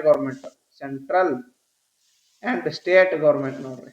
ಓಕೆ, ಇಬ್ರು ಕೂಡ ಇದನ್ನ ವಿಧಿಸ್ತಾರ. ಓಕೆ, ಇದನ್ನ ಎದರ ಮೇಲೆ ವಿಧಿಸ್ತಾರಪ್ಪ ಅಂತಂತಂದ್ರೆ ಈಗ ನಿಮ್ಮ ಹತ್ರ ಎಷ್ಟು ಪ್ರಾಪರ್ಟಿ ಐತಿ, ಓಕೆ, ಈಗ ಫಾರ್ ಎಕ್ಸಾಂಪಲ್ ನಿಮ್ದು ಹೊಲ ಐತಿ, ಅದು ಎಷ್ಟು ಅಮೌಂಟಿಗೆ ಬಾಳ್ಬಹುದು, ಅದ್ರ ಮೇಲೆ ಏನ್ ಮಾಡ್ತಾರೆ, ಈ ಸ್ಟ್ಯಾಂಪ್ ಡ್ಯೂಟಿಯನ್ನ ವಿಧಿಸ್ತಾರ. ಫಾರ್ ಎಕ್ಸಾಂಪಲ್ ಈಗ 45 ಲಕ್ಷಕ್ಕಿಂತ ನಿಮ್ದು ಆಸ್ತಿ ಜಾಸ್ತಿ ಇತ್ತಂತ ತಿಳ್ಕೊರಿ. ಎಷ್ಟು, 45 ಲಕ್ಷಕ್ಕಿಂತ ಜಾಸ್ತಿ ಆಸ್ತಿ ಇತ್ತಂದ್ರೆ 5% ಸ್ಟ್ಯಾಂಪ್ ಡ್ಯೂಟಿಯನ್ನ ವಿಧಿಸ್ತಾರ. ಓಕೆ, ಅದೇ ರೀತಿಯಾಗಿ ನಿಮ್ದು 45ರಿಂದ 20 ಲಕ್ಷದವರೆಗೆ ಆಸ್ತಿ ಇತ್ತಪ್ಪ ಅಂತಂತಂದ್ರೆ 3% ಸ್ಟಾಂಪ್ ಡ್ಯೂಟಿಯನ್ನ ವಿಧಿಸ್ತಾರ.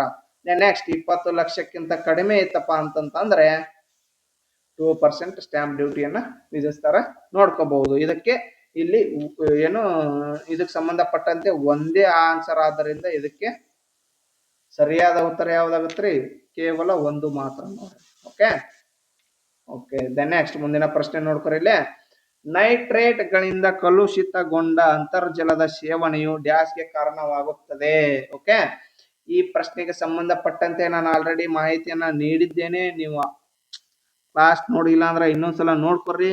ಓಕೆ, ನೈಟ್ರೇಟ್ ಗಳಿಂದ ಬರುವಂತಹ ರೋಗ ಯಾವ್ದು ಅಂತ ಹೇಳಿ ಇಲ್ಲಿ ಪ್ರಶ್ನೆನ ಕೇಳಿದ್ದಾರೆ. ಆಪ್ಷನ್ ನೋಡ್ಕೊರಿ. ಊತಕದ ಸಾವು, ನೆಕ್ರೋಸಿಸ್ ಅಂತಾರ, ಬ್ಲೂ ಬೇಬಿ ಸಿಂಡ್ರೋಮ್, ಇಟಾಯಿ ರೋಗ, ಫ್ಲೋರೋಸಿಸ್. ಇದಕ್ಕೆ ಸರಿಯಾದ ಉತ್ತರ ಬ್ಲೂ ಬೇಬಿ ಸಿಂಡ್ರೋಮ್. ನೋಡ್ರಿ, ನೀವು ಈಗ ಆಲ್ರೆಡಿ ಕ್ಲಾಸ್ ನೋಡಿಲ್ಲಪ್ಪ ಅಂತಂದ್ರೆ ನೋಡ್ಕೊರಿ ಅಂತ ಹೇಳ್ತೀನಿ. ಓಕೆ, ನೋಡಿದ್ರಂದ್ರೆ ಇದಕ್ಕೆ ನಿಮಗೆ ಈಸಿಯಾಗಿ ಆನ್ಸರ್ ಗೊತ್ತಾಗ್ಬಿಡುತ್ತೆ. ಓಕೆ, ಈ blue baby syndrome okay nitrate ಗಳಿಂದ ಏನಪ್ಪಾ ಅಂತಂತಂದ್ರೆ, ಈಗ ನೈಟ್ರೇಟ್ ಇದು ಜಾಸ್ತಿ ಇದ್ದಂತಹ ನೀವು ನೀರನ್ನ ಕುಡಿದ್ರಪ್ಪ ಅಂತಂತಂದ್ರೆ ನಮ್ಮ ಅಂದ್ರೆ ಇದು ಎಸ್ಪೆಷಲಿ ಮಗುಗ್ ಬರ್ತದ. ಓಕೆ, ಬ್ಲೂ ಬೇಬಿ ಸಿಂಡ್ರೋಮ್ ಅಂದ್ರೆ ಮಕ್ಕಳಿಗೆ ಬರ್ತದ. ಓಕೆ, ಮಕ್ಕಳದ ಒಳಗಡೆ ಏನಾಗತ್ತಪ್ಪ ಅಂತಂದ್ರೆ ಮಕ್ಕಳ ಚರ್ಮ ಏನಾಗುತ್ತೆ, ಸ್ವಲ್ಪ ನೀಲಿ ಬಣ್ಣಕ್ಕೆ ತಿರುಗ್ತದ.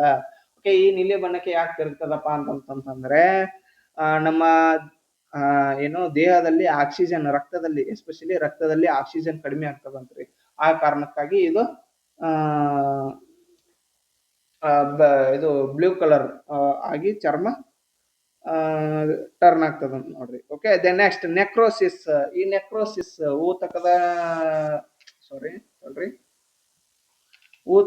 ಸಾವು, ನೆಕ್ರೋಸಿಸ್. ಓಕೆ, ಇದು ಯಾವ ಕಾರಣಕ್ಕಾಗಿ ಬರ್ತದಪ್ಪ ಅಂತಂದ್ರೆ ಆಟೋಮೆಟಿಕ್ ಆಗಿ ಈಗ ನಮ್ಮ ಬಾಡಿ ಒಳಗಡೆ ಒಂದಿಷ್ಟು ಸೆಲ್ಸ್ ಇರ್ತಾವ. ಫಾರ್ ಎಕ್ಸಾಂಪಲ್, ಈಗ ನೀವೊಂದು ಗಾಯ ಆತಪ್ಪ ಅಂತಿಕೋರಿ. ಆ ಗಾಯ ಆತಂತಂದ್ರೆ ಅಲ್ಲಿ ಆಟೋಮೆಟಿಕ್ ಒಂಥರ ಪೂರಾ ಅದು ಈಗ ಎಲ್ಲಾ ಮೇಲೆ ಬ್ಲ್ಯಾಕ್ ಕಲರ್ ಆಗಿ ಹಿಂಗ ನಾವು ಉತ್ತರ ಕರ್ನಾಟಕ ಸೈಡ್ ಕಡೆ ನಾವೀಗ ಕಪ್ ಕಲರ್ ಆಗ್ತದ ನೋಡ್ರಿ. ನಾವು ಅಂತೀವಿ ಅದಕ್ಕೆ ಆಕ್ಚುಲಿ. ಓಕೆ, ಈಗ ಕಪ್ ಕಲರ್ ಆಗ್ತದ. ಒಂದು ಗಾಯ ಆತಂತಂದ್ರೆ ಅದು ಮಾಯುವಾಗ ಹಿಂಗ ಬ್ಲ್ಯಾಕ್ ಕಲರ್ ಎಲ್ಲ ಆಗ್ತದಲ್ಲ, ಅಲ್ಲಿ ಏನಾಗಿರ್ತದಪ್ಪ ಅಂತಂತಂದ್ರೆ ಅವೆಲ್ಲ ಸೆಲ್ಸ್ ಸತ್ತಿರ್ತಾವು.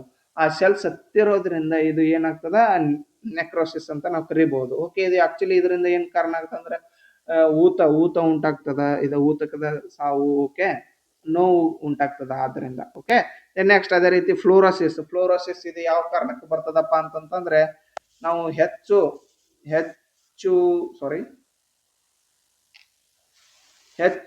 ಫ್ಲೋರಿನ್ ಅನ್ನ ಸೇವಿಸಿದ್ವಿಪ್ಪ ಅಂತಂದ್ರೆ, ಹೆಚ್ಚು ಫ್ಲೋರಿನ್